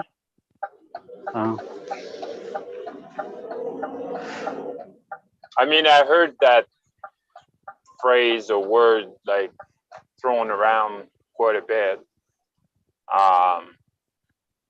I heard it like, especially like when you go in the astral, but in the physical form, like, you know, some people say like you imagine a bubble of white light around you or gold light. I mean, you can try that, but you know, as I was sharing this morning, it's like, if you think that works, then it's your permission slip, but I don't have a permission slip regarding like shielding. Yeah, I think I got told, a lady that I was speaking to, she told me to imagine myself in a golden mirror pyramid, because if it's a mirrored pyramid, then it can bounce off. So just imagine myself in my eye and shrink myself really small, and then imagine myself in a mirrored pyramid, because if it's mirrored, it can reflect off and bounce off. So that's what I got told to do. So yeah, I just want to ask your guys what you did after. Thank you. Mm-hmm. What helps me, Ian, is I wrote in the chat. First is our tendency, or what I found for me is that I tended to match what was coming at me. So if they were attacking or defensive, right, then I would match it with an attack or defense back, and it was like it couldn't go anywhere. And when I learned, as I began to, as you said, like learn my resistance, my peace, and in my calm, I could begin to separate. Oh, is it their resistance that's coming at me? Is it my resistance? Or most of the time, it's both of our resistances. So a fun observation during that whole event is is this my resistance, their resistance, or both of our resistance? Because you know how to let it go. Yeah. Yeah, and what just come up for me, say when I do go to my mum's, if I do feel drained, then why am I allowing that? Mm. A part of me is, because she's my mum and I want to heal her, help her heal. There you go. There's the That's old just come up, patterns. because she's my mum and I want to help her a little bit, because she's not doing the healing herself. So I'll let her take some energy so she'll feel better. Mm. Mm. But then why am I doing that? Because she's my mum, and And there's a belief in there that she's not powerful. I don't think she's not powerful. I just think she's really in victimhood because she hasn't healed herself, so, and she doesn't know how to. So, Mhm.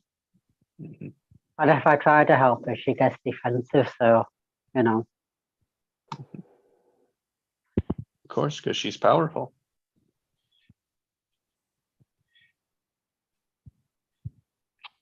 Love it. That was, as soon as when I saw that breakthrough, because I wrapped all the resistances together. I didn't realize, it could be mine, it could be theirs. And most of the time, I do have to say, most of the time it's both. But sometimes it's when I can check mine, it's like, oh no, it's not my resistance. I know it's theirs.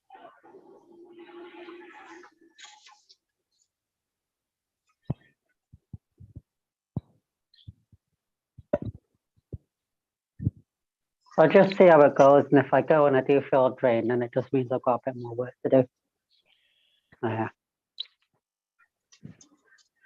A choice, like because then you're aware, you can choose, I'll continue to give energy, yeah, or it's like, well, I love you, it's like, what is the best energy to give you?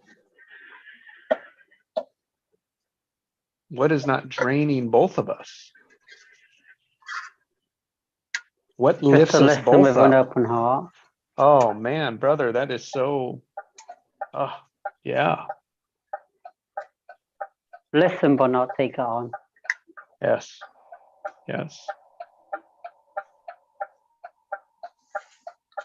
Not react to it, not respond to it, you bet. It is what it is how we belong.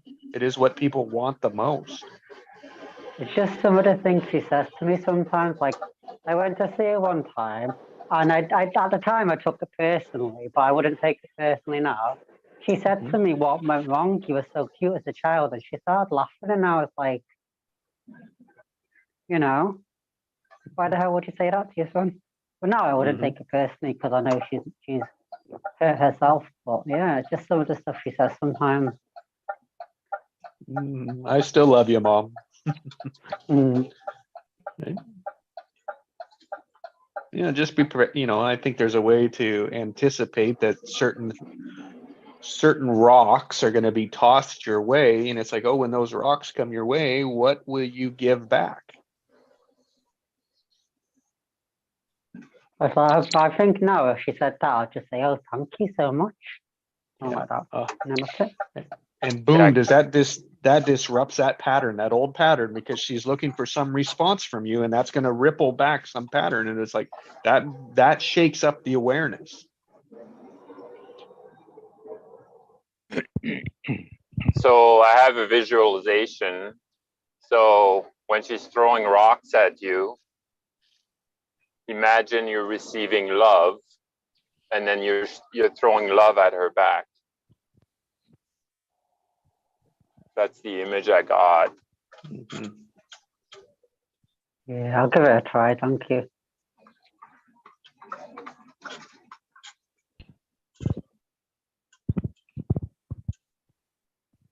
I think it'll be different now though, because I've done a lot of work since I last saw her, so it'll probably be different now. But yeah, if you do feel drained, it's because you took it personally.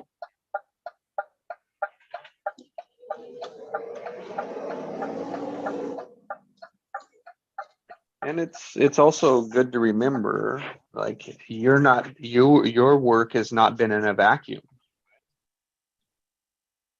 So you working on yourself ripples, especially with your mom. So it's like the work that you're doing is rattling up who she is too.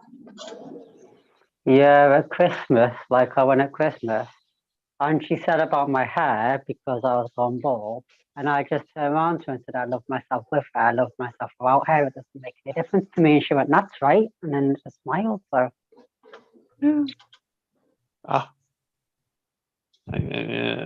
Man, I feel how much that just expanded your heart.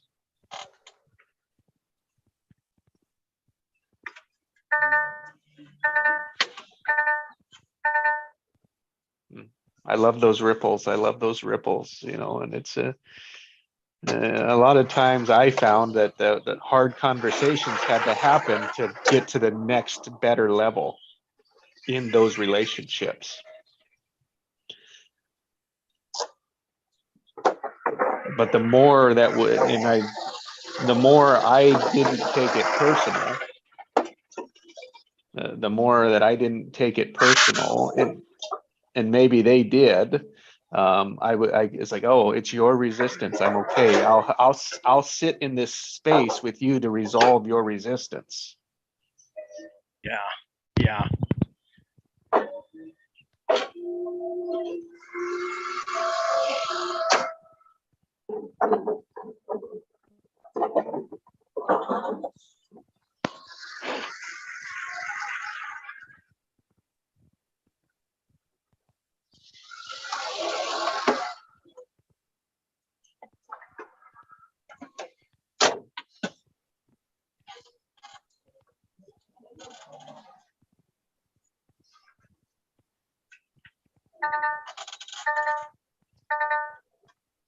so yeah, when I go, because I'm thinking of going next week, I'm just gonna see it as a test to see how much I've grown. Yeah. Yeah. Oh man, what a fun experiment that is. Yeah. Like, that's a way to look forward to it, right? That's to set your intention. And one of the things you can do is like go to the end of that trip and just imagine, like, how do you want it to be? And that will be you creating what you'll experience.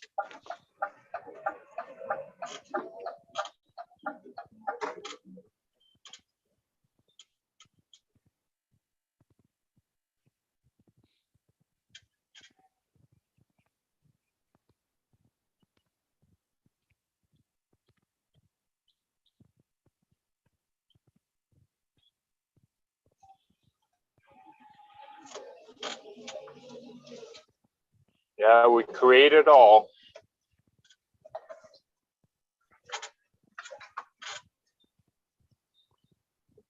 Good, the bad, the ugly. However we say it's bad and ugly and good. We just put a label to it.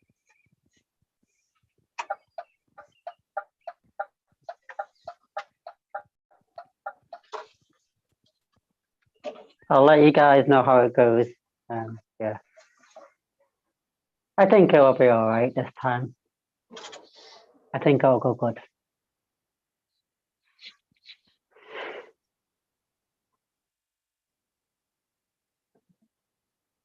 Yeah, just be the observer. Yeah. And I also know she's my teacher, so, you know, she's one of my biggest teachers, I think, I feel. They're just interacting with who they think you are. They're not really interacting. Yeah, I think with they're you. remembering the old me. Yeah, exactly.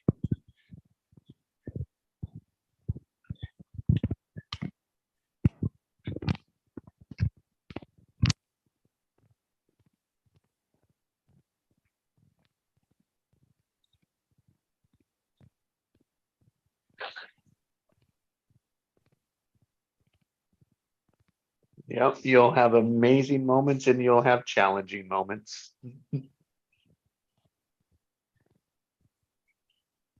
That's just life. So you got to rise above the challenging ones and just try and observe and not Yep. fall into it. That's right. And it's like that'll be a measure of how far you have come. And it's just a reflection for you as well, right? It's part of that reflection for you back to see, oh, look how far I've come and look how far our relationship has come. Ah, nothing better. Like even That on is- Facebook, you know, like when you get Facebook memories coming up, like from 6 years ago, I look at it and I'm thinking, I've never written something like that now. It shows how much you've grown. Yeah, Yeah, we're just a mirror of each other.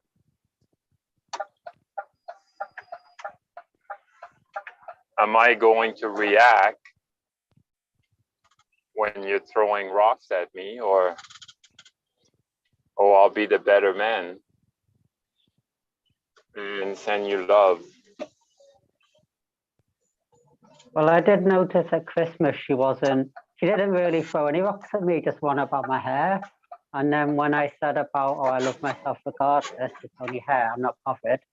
She didn't do anything after that. She was all right. So yeah. Well, yeah, that's the interesting. thing.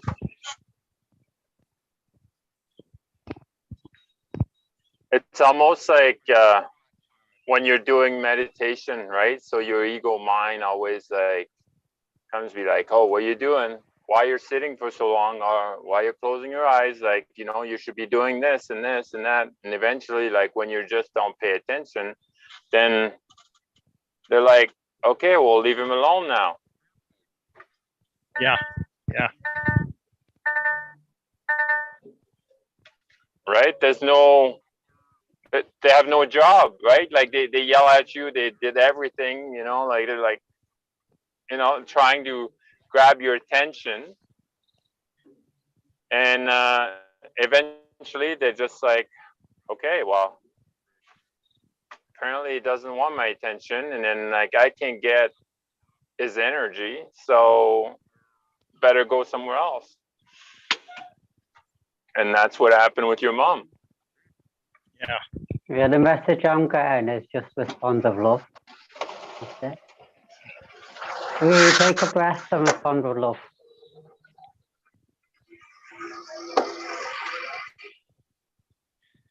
Yeah. Am I gonna engage in this situation as my 3D self? Because that's where everybody else is.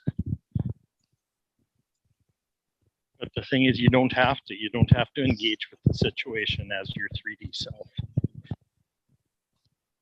You just say no.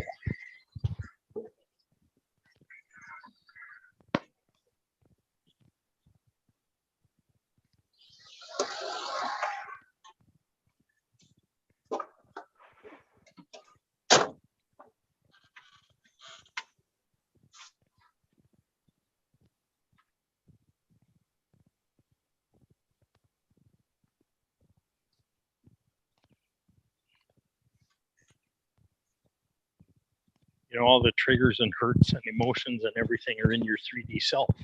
They're not, they don't even exist in your 5D self.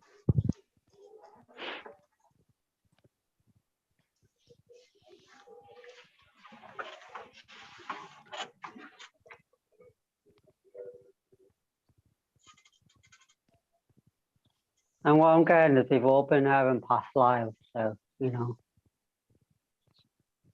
to show compassion. Well, yeah. Well, that's the trick too, is showing compassion all the time, like ongoing compassion for your 3D self. You know,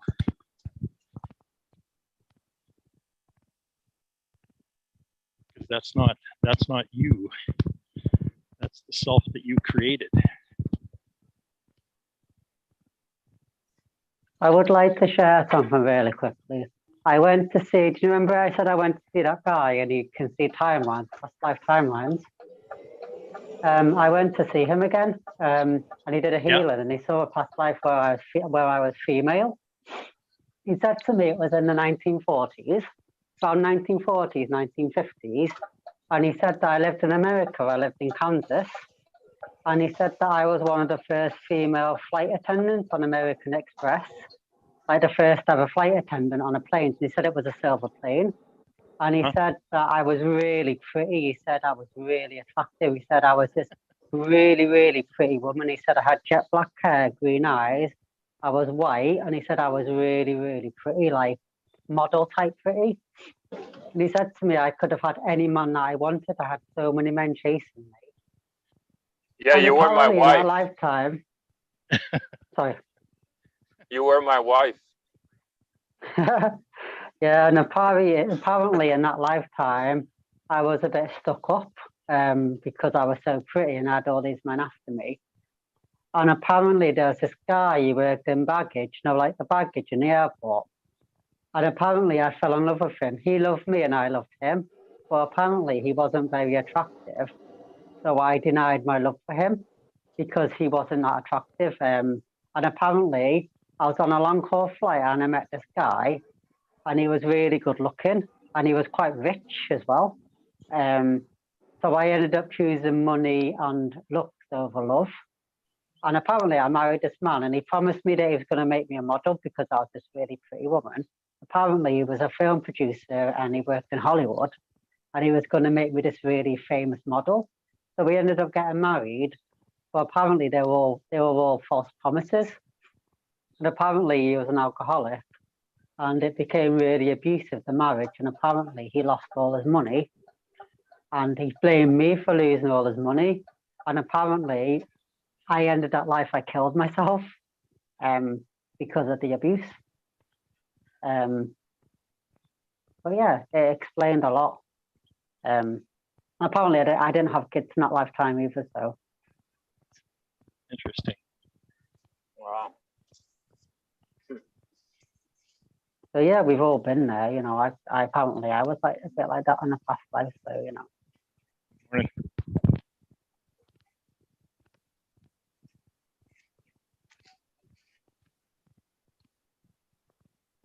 But yeah, I really felt it like during the reading. I felt this lump in my throat, and I had it there for like 2 weeks. It was like this lump, and then afterwards I told him I had a lump in my throat, and he said because I killed myself, that was a sick coming up because I basically drowned on my own sick. So that lump was a sick. I really felt it. It was really powerful. Yeah, interesting.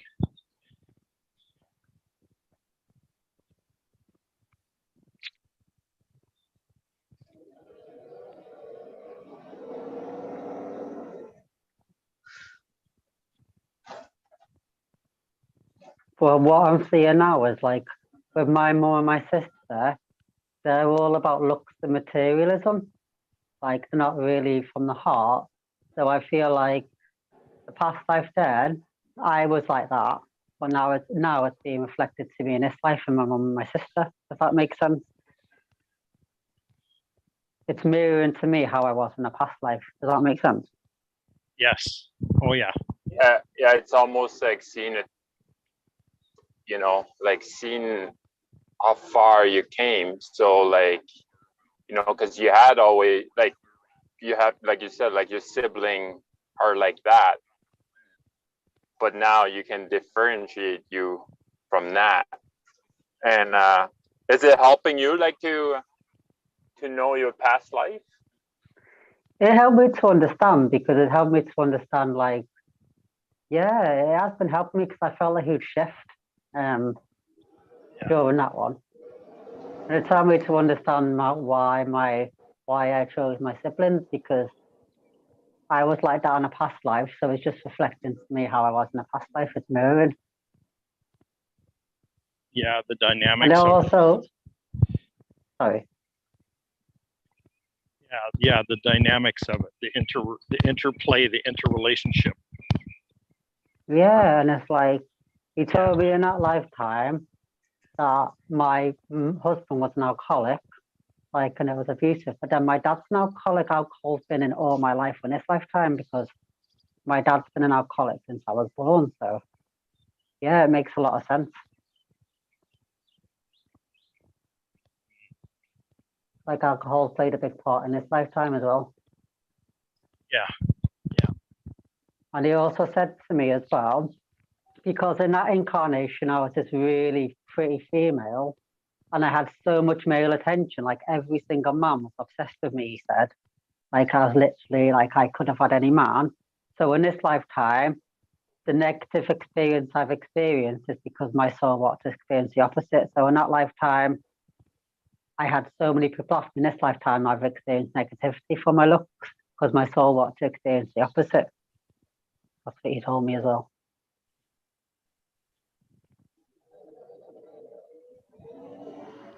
So yeah.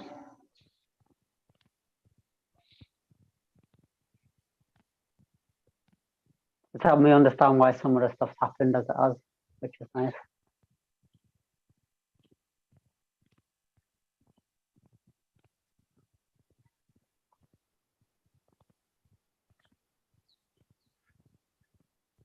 Yeah, it's just like experiencing like different aspects of yourself.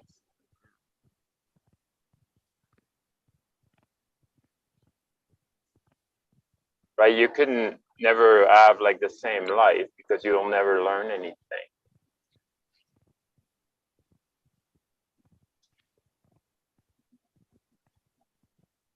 He also told me about a few off-life planets as well. Oh yeah, it was nice. Apparently, in a past lifetime, I was a grey, and that's why I've always struggled to feel my emotions, because I've always struggled to feel emotions. So yeah. He's really good.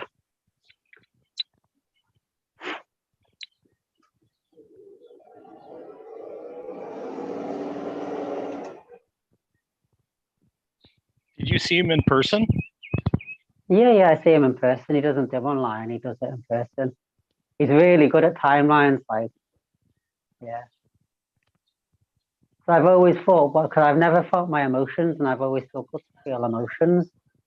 And it's because I've been a grey before, and greys don't feel their emotions. So yeah, that's one of my lessons as well, to learn to feel emotions. But yeah. He's really good. Yeah.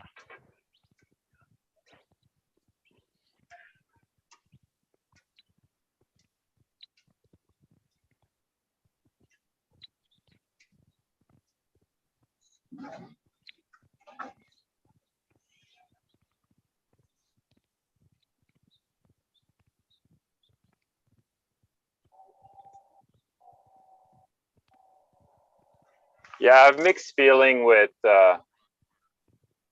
like regarding my past life, because for example,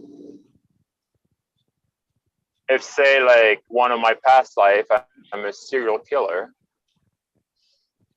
and then now in this life, say, you know, I kill one person, or like I beat my wife, or whatever, then I'll be like, oh, well, I understand why. It's because this past life, right? So if you associate your past life to your new life, or this life, then and then you're like, oh wow, that's normal, right? Like it's because of that. And to me, I'm like, I don't know. I have like really kind of mixed feeling about knowing my past life. Yeah, you don't have to associate anything with it. Yeah, but that's the thing. Like if you're not associating with it, you're just kind of looking at it as an observer, then that's great, you know. But the thing is, you're actually tool. associating with it anyway, but it's all unconscious. Right. But that you It's use it part as of a you. tool instead than be like an excuse. Yeah, that's what I'm going at. Well, you could. Right. Like I'm like think this because of my past life. And then The thing is, awareness, as we've kind of been exploring for the last 6 months, is a really good thing. yeah, You know, for sure. So I think personally for me, I intend only when I've been for healings with him, when he's done the past life stuff, only I've intended that only what I need to know comes up. So if something I don't need to know, then it won't come up. Only what I actually need to know to help me will come up. But it's helped me with acceptance more than anything. Like, you know what I mean? Yeah, that's why I feel it's helped me with acceptance.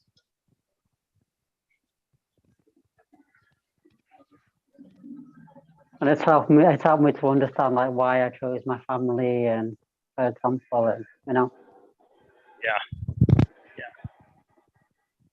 Yeah, if you Well, yeah, I only ever intend for. Sorry. Yeah, if you go look at your past life with compassion, then that's a beautiful tool to understand where you were, where you're at, and where you want to go.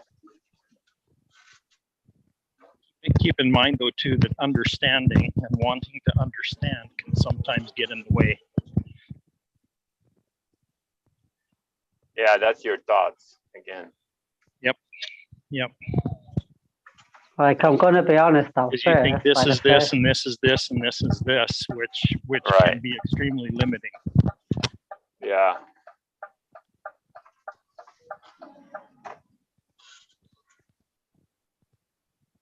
Like, yeah, at first, I'm going to be honest, like the first week or two, when I found out about the lifetime as female, I felt a bit like, oh, I was a bit of a stuck up in that lifetime, you know.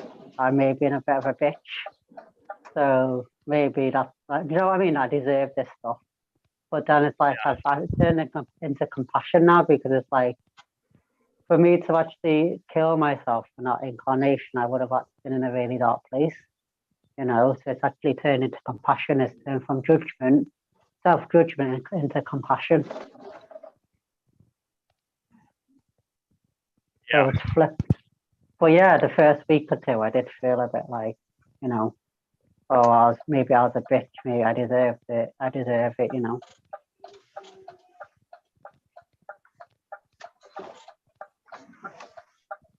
Yeah, you don't deserve anything.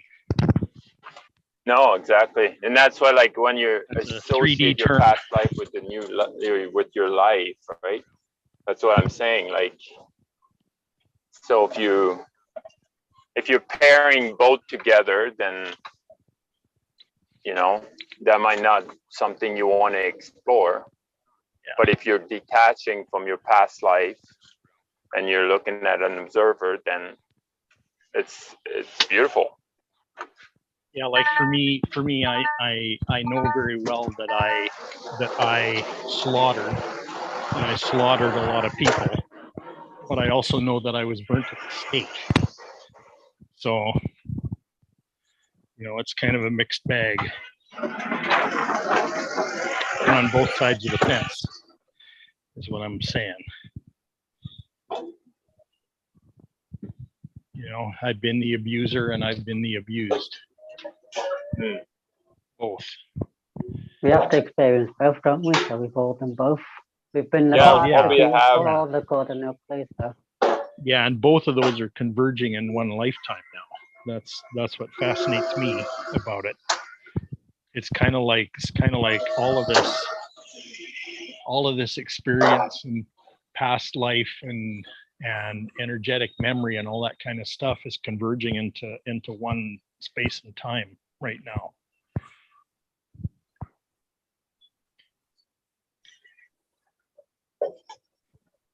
But what I like about that guy when I go and see him, because he does Reiki healing as well. So I feel like when he does the Reiki healing, it goes into that past life. It doesn't go to me as Ian. It actually goes into that lifetime and does some healing in that lifetime. That's why I like going.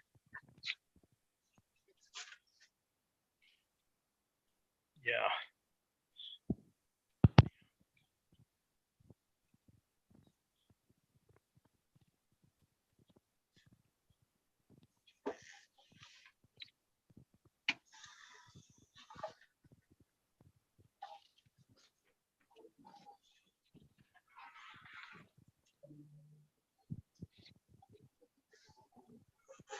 Yeah, it's nice that some people have an easier time to access that information, right? So to me, like the guy that you've been meeting, like it just shows me like our potential, you know, what's possible. So we can all remember a past life, can all do. You know, it's He said he sees it like a movie in his head, so it's like a movie Yeah. clip. That's Yeah. how he sees Yeah. it. Yeah, I got that too when I was considering how that would actually work. I got that too. Yeah, just like movie clips. He said like a movie, he just sees. just like when you're going the other side and like you're reviewing your life.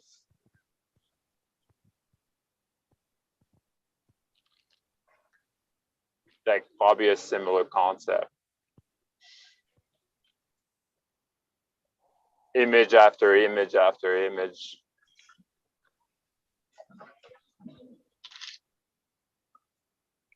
Yeah, sort of. A little different though.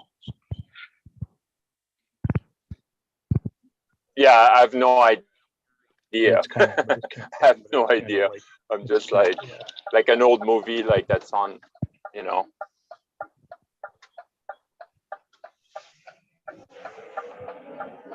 I'm suggesting it might be that, but I have no idea.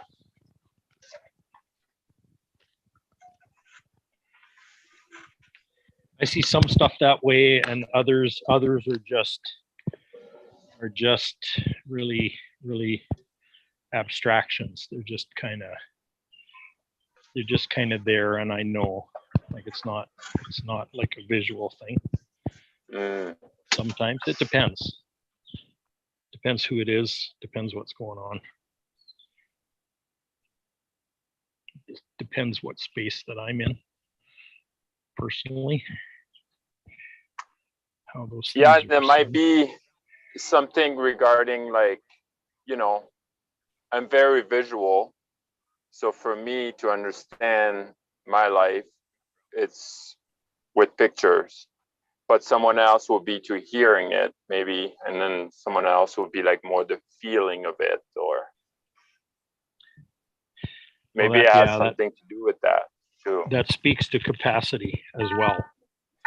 The thing is, yeah, as you explore your psychic self, it'll probably be visual first. I mean, I've spent my whole working life in a visual oriented career. So that's how I got them first. Yeah. But what I'm discovering is I have a lot more empowerment in what I hear, in my hearing. So I got both to work with. That's what I'm saying. Something else I've just remembered as well about the past life reading he did. He told me, what was it now? Oh, it's gone. It'll come back up if I meant to tell you. I forgot what I was going to say. Just a second.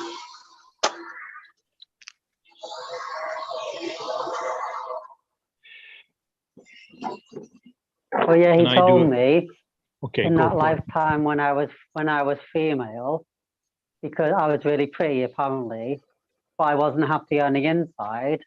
So in this lifetime, one of my lessons is to learn. It doesn't matter what you look like on the outside; it's how you feel on the inside. So it doesn't matter if you're wow. really pretty. It doesn't matter if you're really pretty or really ugly, or you look different. It's how you feel on the inside, and he said that's one of my lessons in this lifetime. And that's why it's been about appearance for me in this lifetime as well, because I've had a lot of stuff around appearance in this lifetime.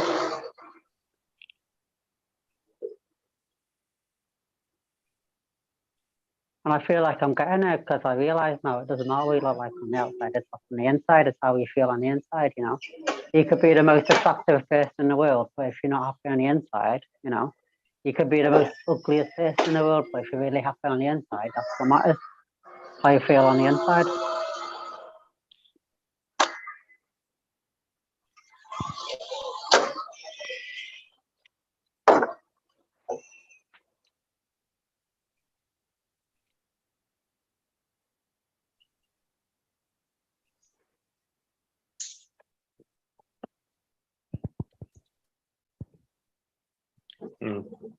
That's I'd say that's I would say that's been your journey for how I've known you, Ian.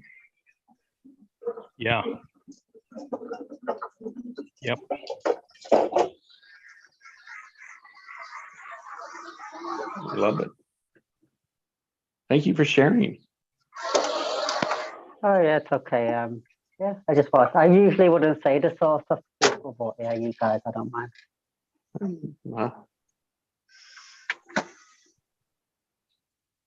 Yeah, well, we don't think you're crazy, Ian.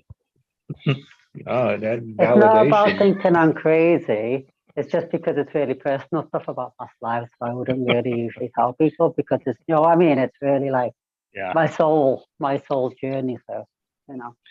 Yeah. Yeah. It's always a So you're privilege not to gonna be- hear. Always you're a not privilege gonna to hear be- somebody's soul journey. Okay, I'm sorry, Pascal. Go ahead. Oh, no worries. You're not going to be talking to your mom about your past life? I have a little bit because I've been for 4 with him.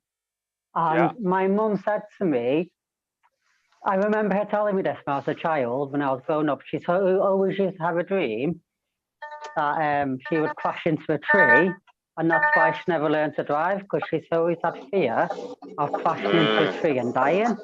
And there's this guy, the guy I went to, he told me that I lived in France, and I had a son, 2 children, a son and a daughter, and I crashed into a tree and died, and me and my son died. And it made sense to me. My mum has always had a dream about she crashed into the tree and died. And she told me the dream started when she was 8 years old. And the guy told me that my son was 8 years old when he died in a car crash. So what I realized is in that lifetime, my mum was my son. And the dream that she had until she was 8 was a past life memory of us crashing into a tree. So I did tell her that, because my mum is quite open, like she used to be a medium and stuff, so she is quite open to this stuff, you know. She's just let life turn a bit better. But she is really open to this stuff, so I told her that lifetime. Yeah. Wow. So that's your connection with her. Yeah, and he told me that my mum as well, because I showed her a photo, that she was in an Indian tribe in a past life. I can't remember what Indian tribe he said. And he says, I used to be there as well, so that's where we first met. Because my mum remembers all of some of her past lives. She remembers being how she says it, Red Indian. She remembers being a Red Indian, and she's got a lot of past life memories. So my mum is open to all this stuff. She's always, since I was a child, she'll tell me about past lives. So. Oh, that's awesome. But yeah, it just made sense. My mum was my son in her past life, and that's why she used to have that dream, because it was a past life memory. But yeah, my mum was my son in a past life, and we lived in France. Is all this helping you find out who you are in this life?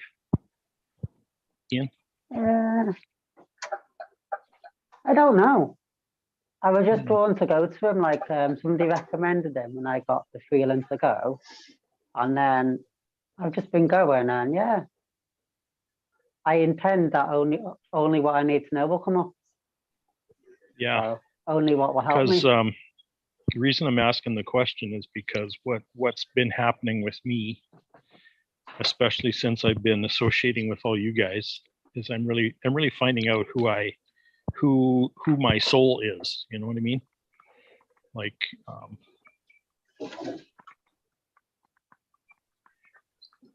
who my soul is and how my soul has expressed itself in this life already, and how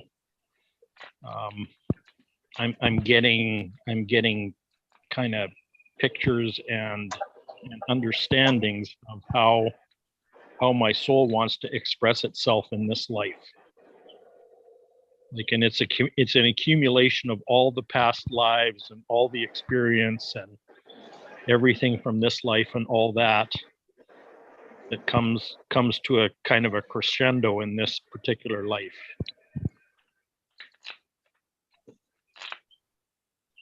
I think it is, yeah, because he said to me last time, because every time I go and see him, we go to a different planet, and he said to me that I'm a cosmic gypsy, that I've been to a lot of planets, like, so I like learning about my off-life planets. Yeah. Yeah, nobody's from here.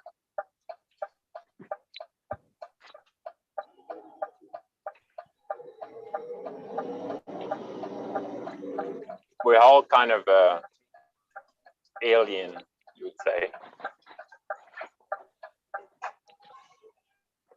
This is just our school.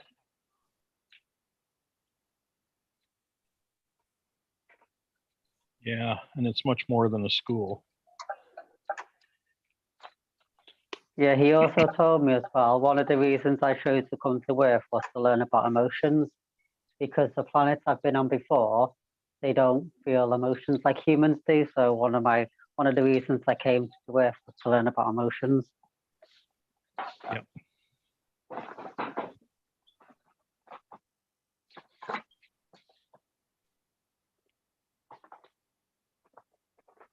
Wow. Because on Just Earth gave you me feel emotions, don't you? You feel loads of emotions. So yeah. best school to come to learn about emotions.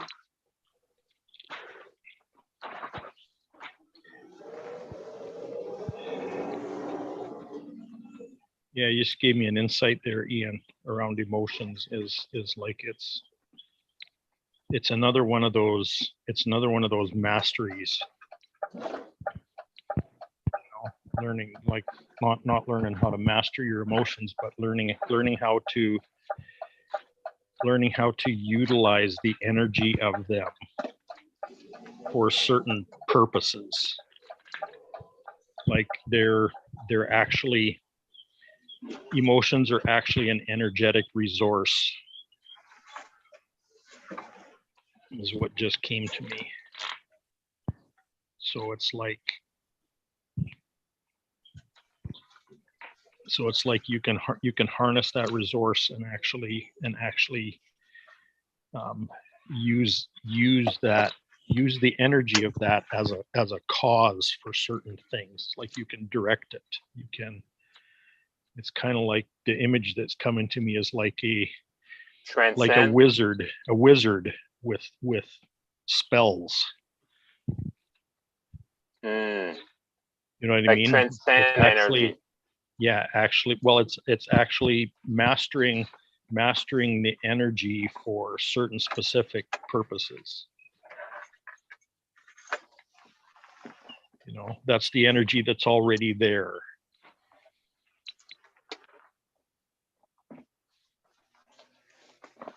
And it's not you know, when I use the term spells, that's not about manipulating people, but it's about redirecting that energy in ways that it was intended to, that it was designed to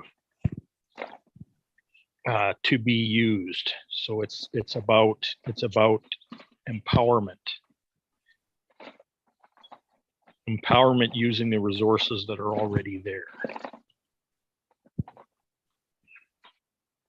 Creation. Well, yeah, that's one form of it, yes. Yep. But there's other kind of subsets of that. There's things like regeneration, and like, for an example,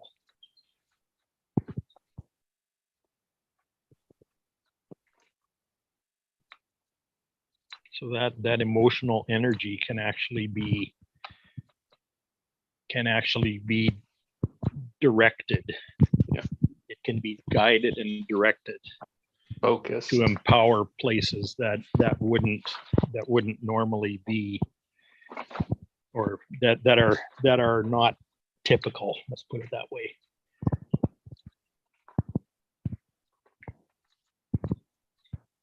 Wow.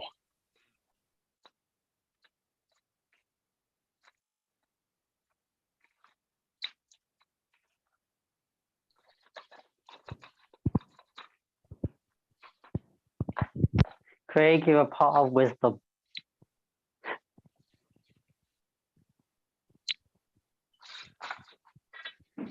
That just came together in the moment, man.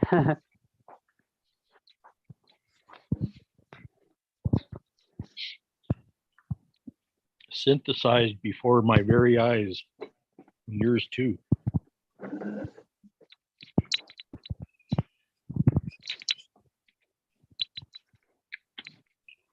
One thing I can actually say about learning from my past lives, I'm actually learning what my soul wanted to learn before I came here. So, yeah.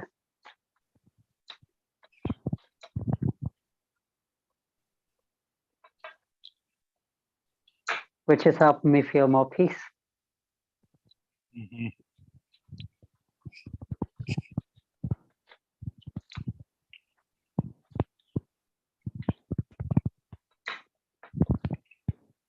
Yeah, experiencing something new, something different.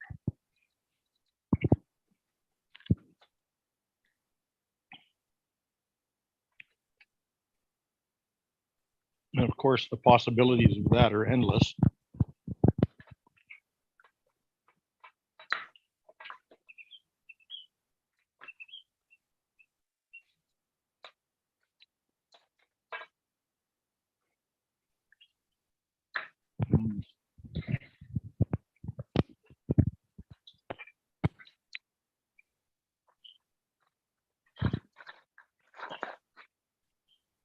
But I do actually feel like the guy that I was talking about, you know, like when you meet someone and you feel like you know them straight away and you just click. When I first met him, it's like I felt like I knew him, and I got that we had a soul contract. I was actually meant to go and see him. Do you get what I mean? I felt that, but he even said the same thing, that I was meant to go and see him, because it was just straight away. I felt that connection, like I know you, but we've never met before. It was like just straight away. So I know that I was actually meant to go and see him because I felt it. We had a soul contract that he would help me.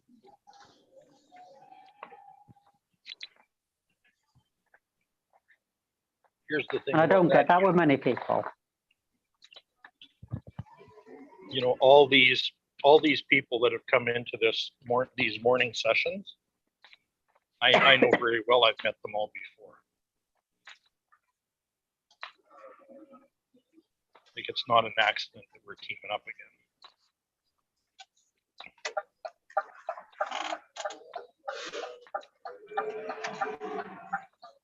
I feel like just being here talking is helping us all expand, and it's helping our consciousness. So yeah. Yeah.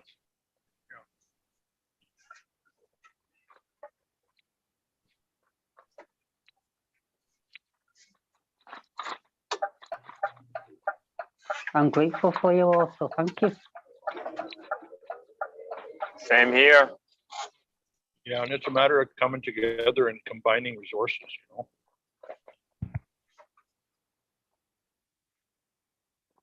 That's why I keep coming back and doing this every day, is because this is where the growth happens. But this is, you know, this is where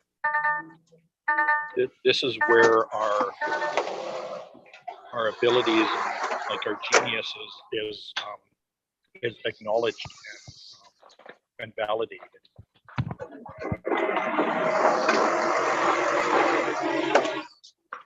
And it feels nice as well, because when I've been here, I feel uplifted. So it's nice.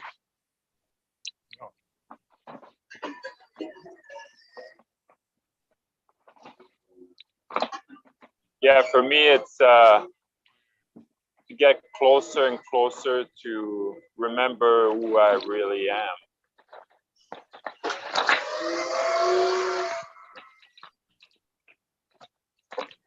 That's why I came to these sessions.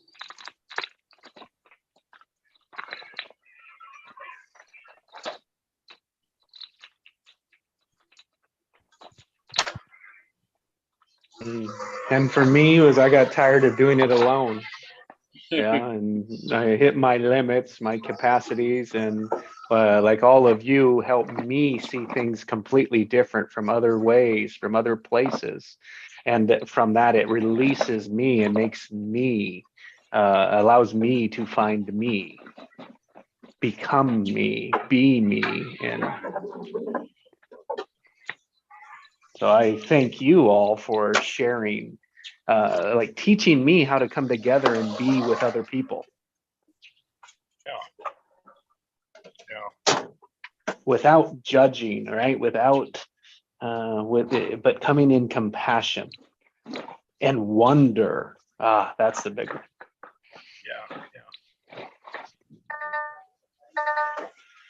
Yeah.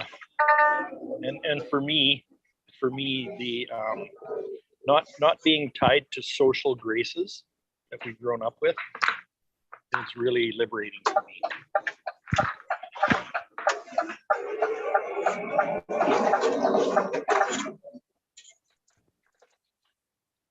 Yeah, I want to celebrate how more open we are to each other. Like we're sharing like openly, open heart, without fear of getting judged. That's how I feel. You know, and then like I don't want you to accept it all, or like, you know, like some stuff will resonate with you, some stuff won't. You don't need to agree with everything I say, you know. But you allow me to share it, and that's how I ask. The cool thing is, Pascal, is that a lot of it resonates. Yeah. You know, And if it doesn't, I know that it's my resistance. And it's like, oh, what resistance do I have? Why can't I see that? Yeah. What's in my way with that? And it's like, then I have to explore it and be curious about it or turn it down. And it's like, oh, that is like, that was important for you. Why would I dismiss it? Yeah.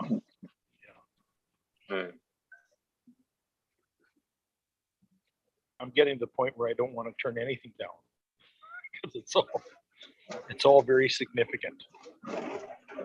Yeah.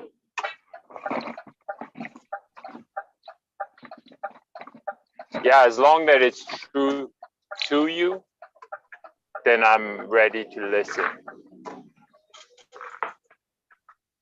What I realize is that it's all very significant, but that I don't see the significance yet. And then it comes up to me.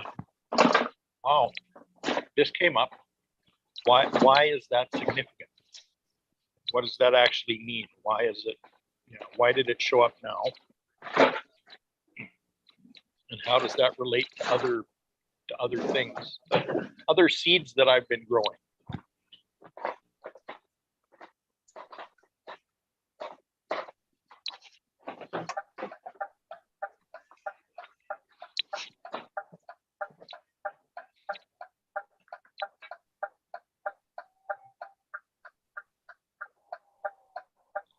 Yeah, because I think it's because your attention was somewhere else.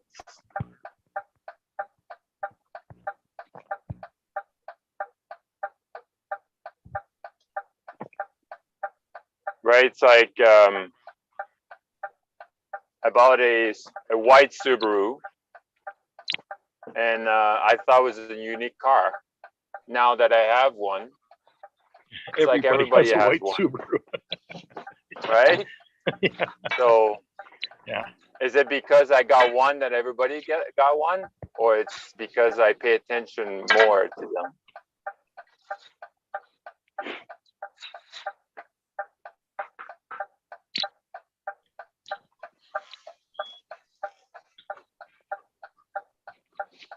So my white Subaru is not unique anymore.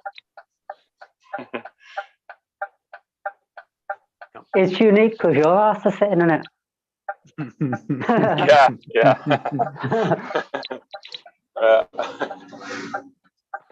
And it's like not having to be right, not proving to be right, and not having to judge. It's like, ah, what a space that doesn't exist in the world.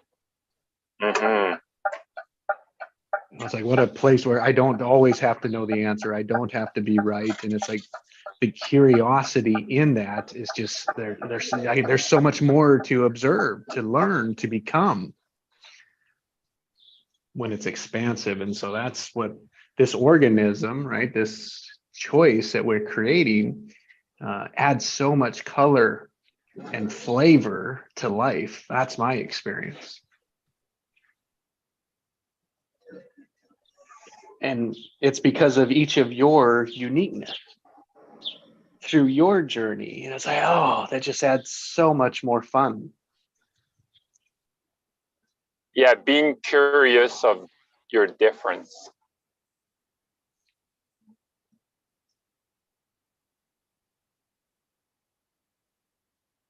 You know, be interested to people differences. Embrace people's differences because we're all unique and beautiful. Mm-hmm.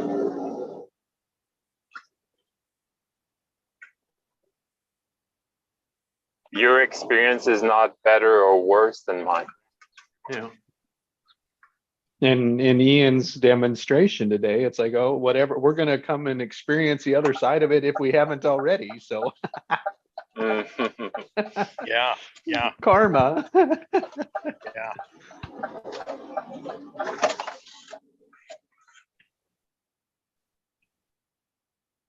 I can actually feel that within myself now, though.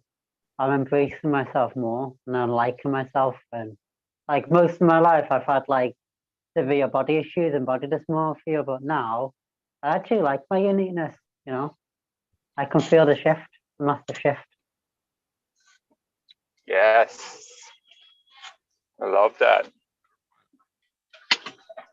Yes, and Like, I love my can too. SpongeBob legs.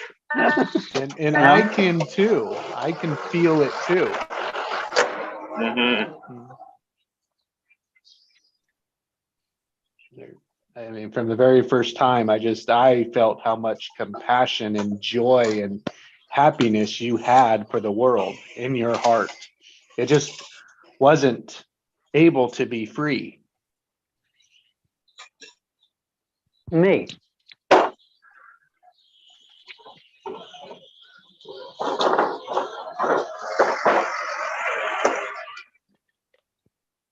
Were you talking to me then, Jesse? Sorry.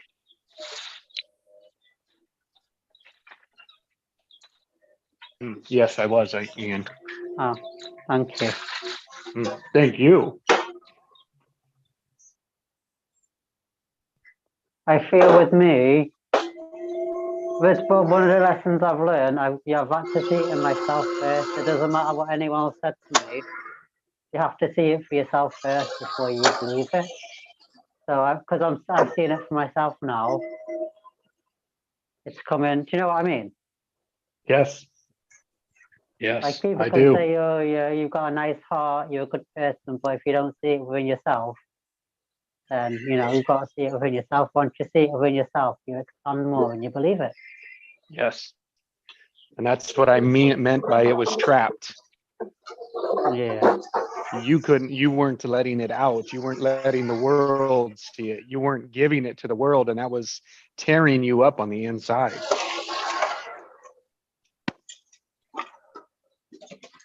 So yeah, where your limitation ends, your creation begins. I love it. So you can play it both ways, right? Yes. Yes.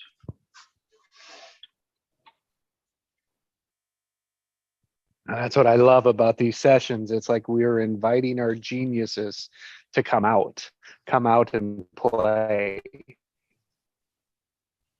And the world needs more of that. And that's just the beginning. We're endless. Just endless.